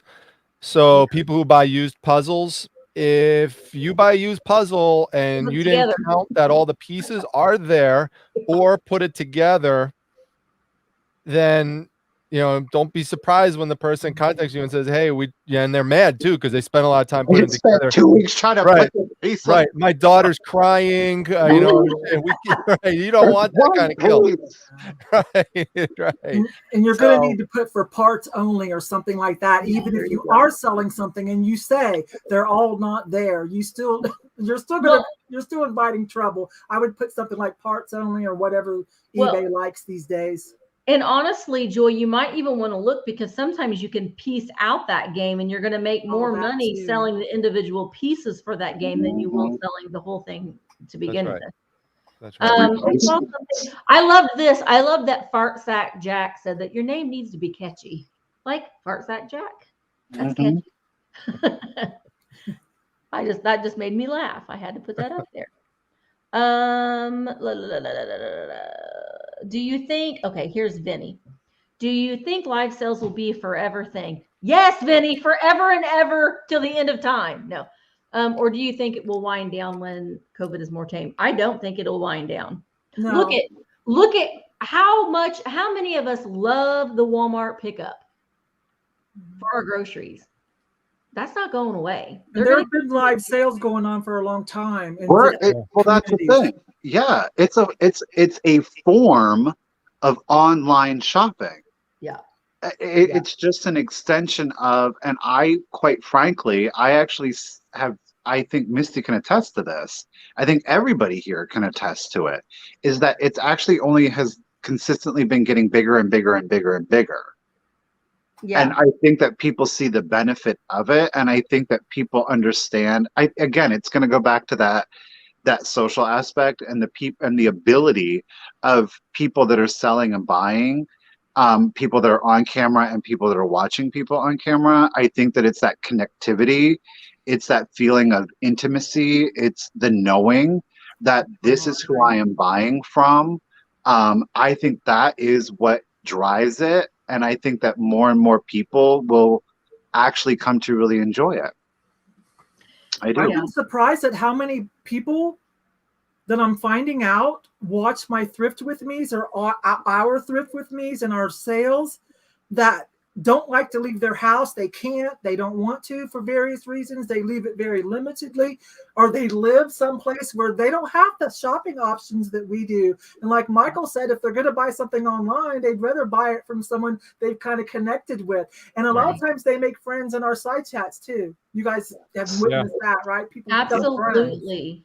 Absolutely. And I love that. And that's one thing that I think is important too at the live sales. And it's one thing that I always want to try to encourage is when you come to one of our sales, we want you to communicate and talk and chat with each other and hang out and ask each other how their day is and like have conversations. Yeah, we're up here selling stuff, you know, we're up here doing that, but it's all part of the social aspect of it. And I want that. I want there to be that conversation going on in the chat. That's an important thing. I like to see it.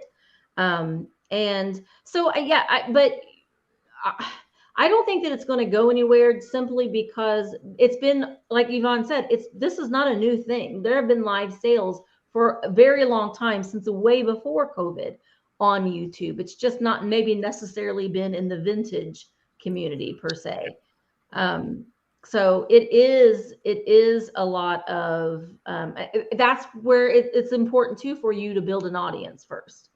Build an audience first before you just jump into having a live sales. Listen, if you're wanting to build your YouTube channel and you're like, okay, I have eBay and I have an antique booth, film yourself going and staging your antique booth. That's content.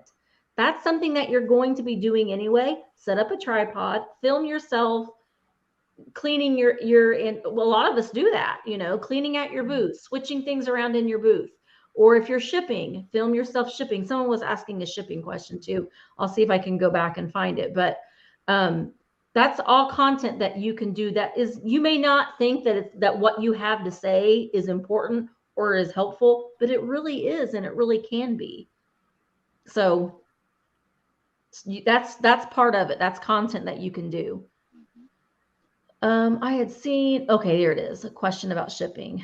I watched your packing video and wondered how you get your postage when you pack, weigh and measure your items after they sell, or do you use, I always use calculated shipping,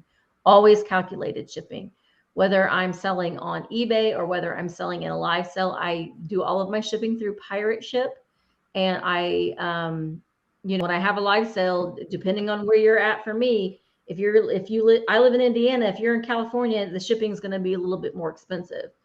And I don't know the shipping until I have everything packed and weighed, and you pay exactly what I'm charged.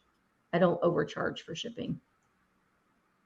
That's the one thing I like about eBay now, though, is I can see how much the shipping is. So like if the four of us, I don't know if people realize that, but like if the four of us on the screen all were looking at the same item, the shipping shows how much it's going to cost to Yvonne, to me, to Misty, to Dom. So I love that feature about eBay. As a buyer, that is one of my most favorite things. And that sort, my two favorites are newly listed and least expensive plus shipping. So I can find my best deals. Look at me just giving out all of my sneak attacks. But those are like my favorite things. I love that shipping on eBay. I love that.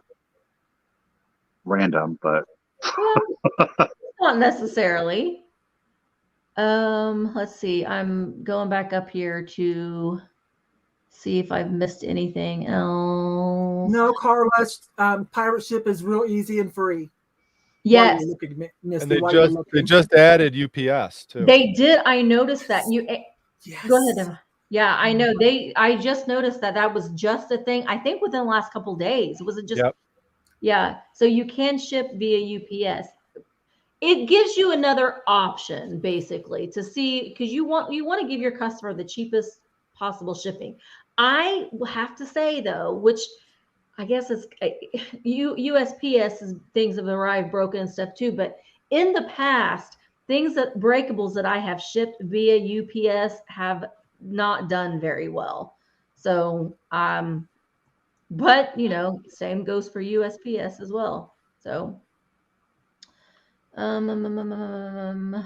yes. And I want to say though too, it's very important. I think if you are doing reselling to have that, if you have a separate business account, you can link that on your PayPal. So not your PayPal, your pirate ship. So you can put your business card in your pirate ship, and so they'll take the shipping out. And they used to charge you daily, but I think that they do it differently now. They used to charge you like right then and there, you would get charged, but now they let you, it builds up, doesn't it? They charge you. I think it depends on how you set up, because I have my pirate ship set up through a debit card, and they just take it right out, and I get a notification that it was charged and taken off. So I think it just depends what you use. Mine have been like daily, like at the end of the day, they'll take it out. It isn't like right then and there, but what it used to be. Now it'll take it out later. I will say though, I don't know if you guys have ever had this problem, but I've had several times though when pirate ship has caused fraud alerts on my business card, and I've had to call, yes, Really? Twice it's happened. So my bank is like, what is this pirate ship? So I mean, it's just that alert.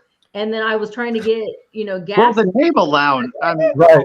It does sound a little suspect. I mean, you're like pirate ship. What are you? Right. Yeah, I can see that.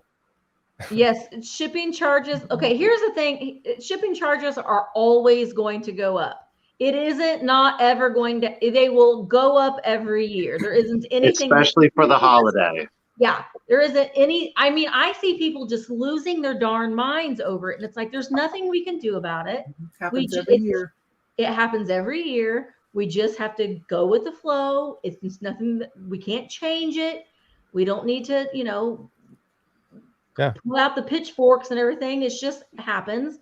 You have to adjust. Yes, you may have to put it away. Huh? You said don't get out the pitchforks. No, don't get it out. Put it away.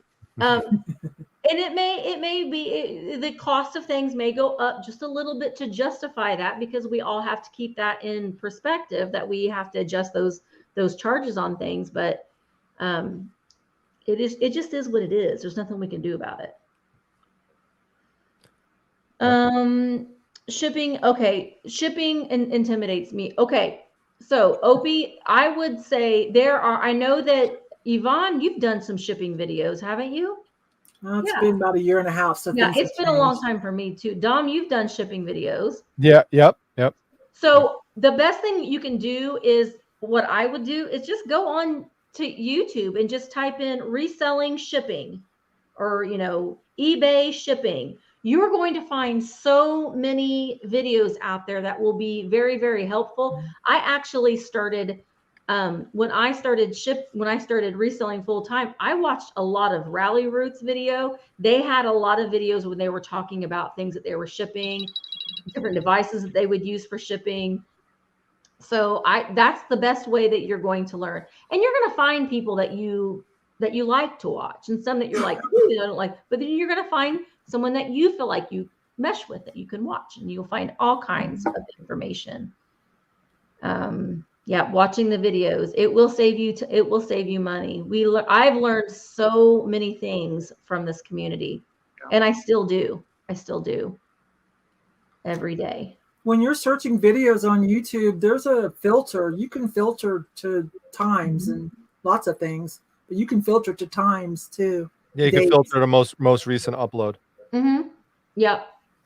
And I know that Rally Roots does a really good job too. If anything that's like coming up with eBay or changes in eBay, they've done videos about it.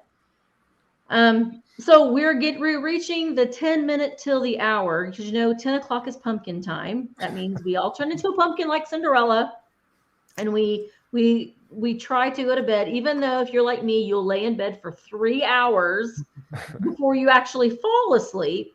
But so now I want to say we're going to I'm going to kind of take what Kat does. It's like going to be rapid fire. So get your questions in now, make them nice and bold and bright so we can see them. and we will just answer as many questions as we can at the. And in fact, tomorrow night, Kat, the nurse flipper, has another wonderful reseller chat every Tuesday night at 8 o'clock. I'm not sure who her guests are this week. But Kat, the nurse flipper, make sure that you subscribe to her channel. She does an excellent job on these chat videos. Dom does them too. Make sure that you're subscribed to all of these lovely people. You will learn so much from them. I'm going to be on Kat's show in a couple weeks. Let's see. There's one. Bubbles in or bubbles out when packing? In. In.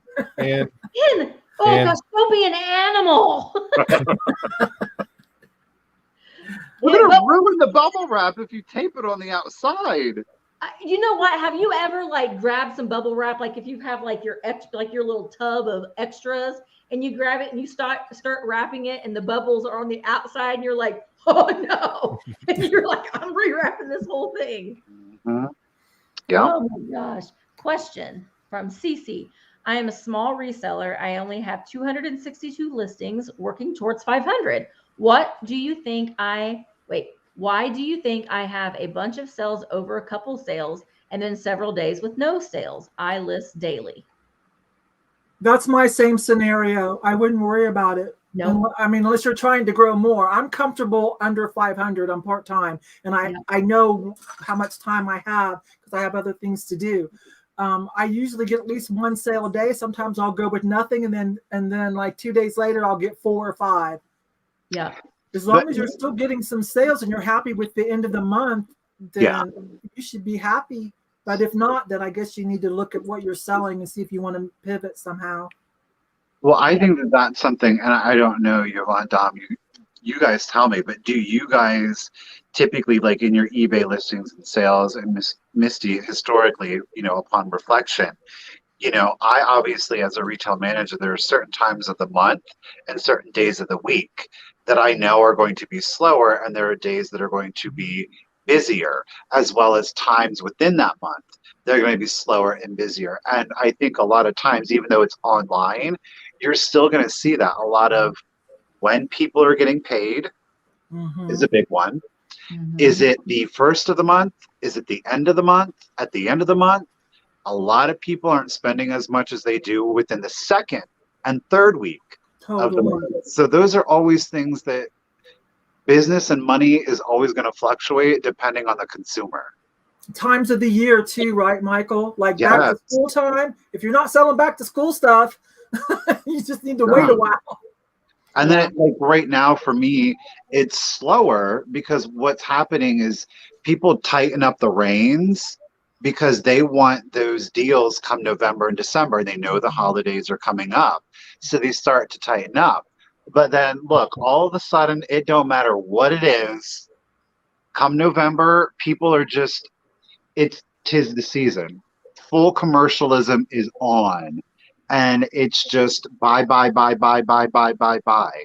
So that's. Yeah. Well, and I think though, I love, like, the things that go on my in eBay mainly are, I love to buy toys and games, and especially sealed games. I'm always looking for things like that. Very easy to list, very easy to ship. And now is the time to buy those things when you see them, because now is the time that people are going to be buying those things, especially as winter approaches too. You're going to be noticing a lot more like indoorsy types of things selling. But get them listed now. If you've got toys and games laying around in your death piles, list them now. They need to be listed, because all of this, when we were talking about all of the shortages and the shipping delays, if you've got this stuff laying around, now's the time. Now's the time.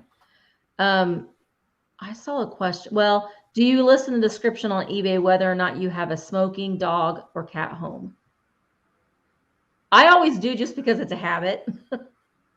I do say non-smoking, but I don't say about the pets. I mean, everyone knows who watched my channel, my Shih Tzu Daisy, but she's not really allergenic. She doesn't shed or anything. You have to cut her hair. So I always do smoke-free home next day shipping, just because it's like it's ingrained in my brain. If I Right. don't have it, I feel like I've not done something correctly.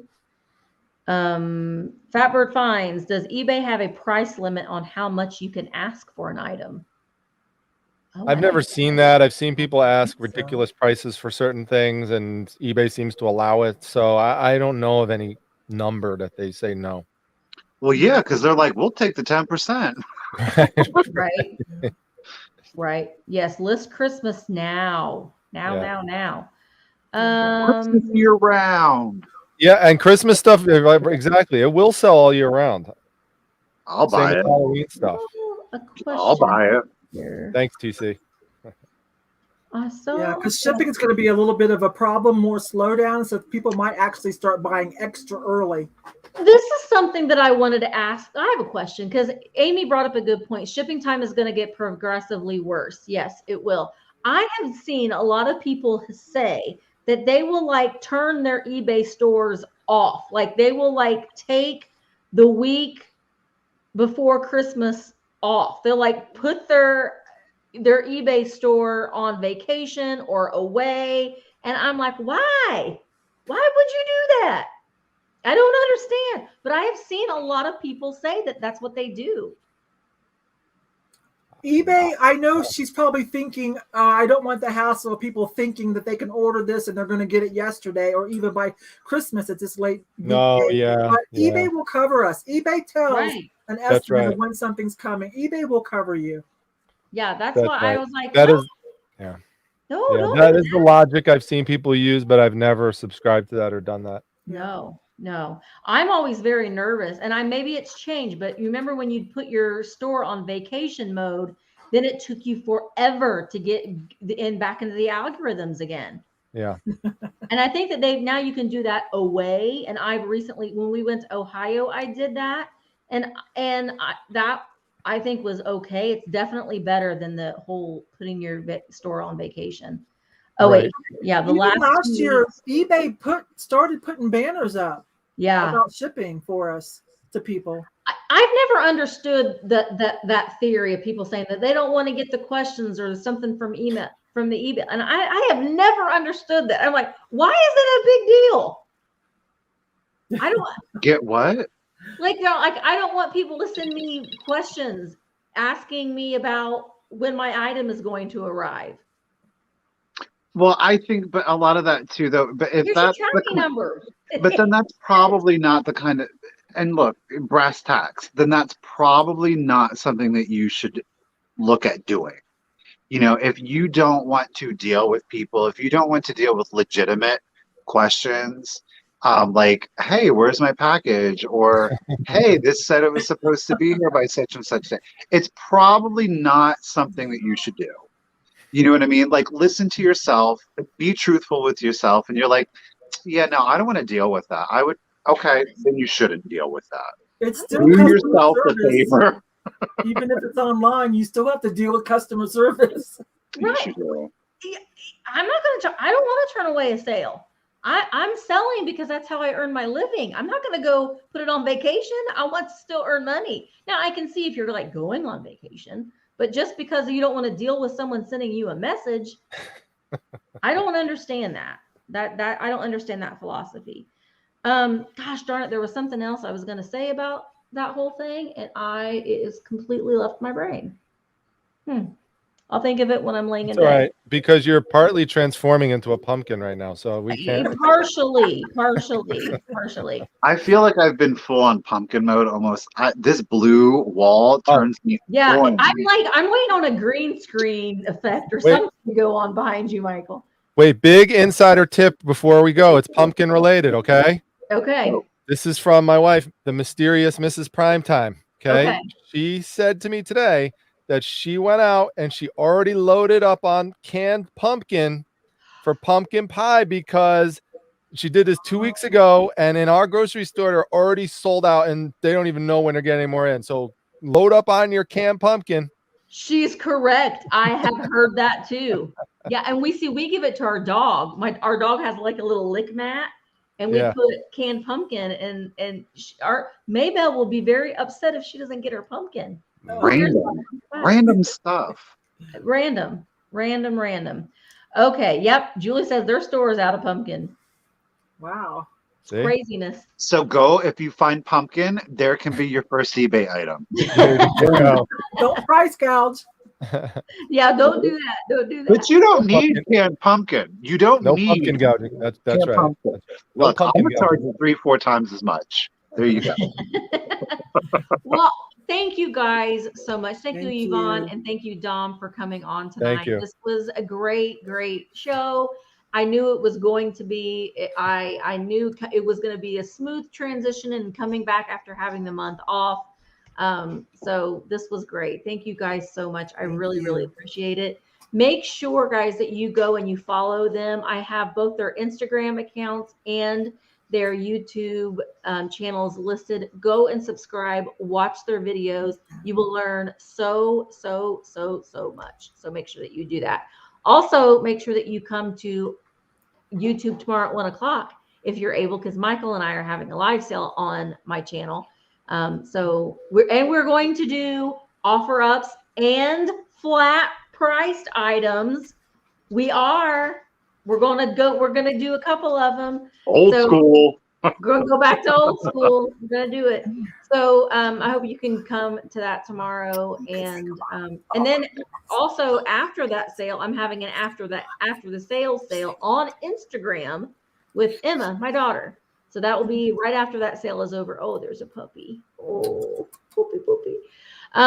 Thank you guys so much. I really appreciate you guys taking the time out. And whenever you need me to come on any of your channels or Michael, I'm sure we would be happy to oblige. So the offer is always open.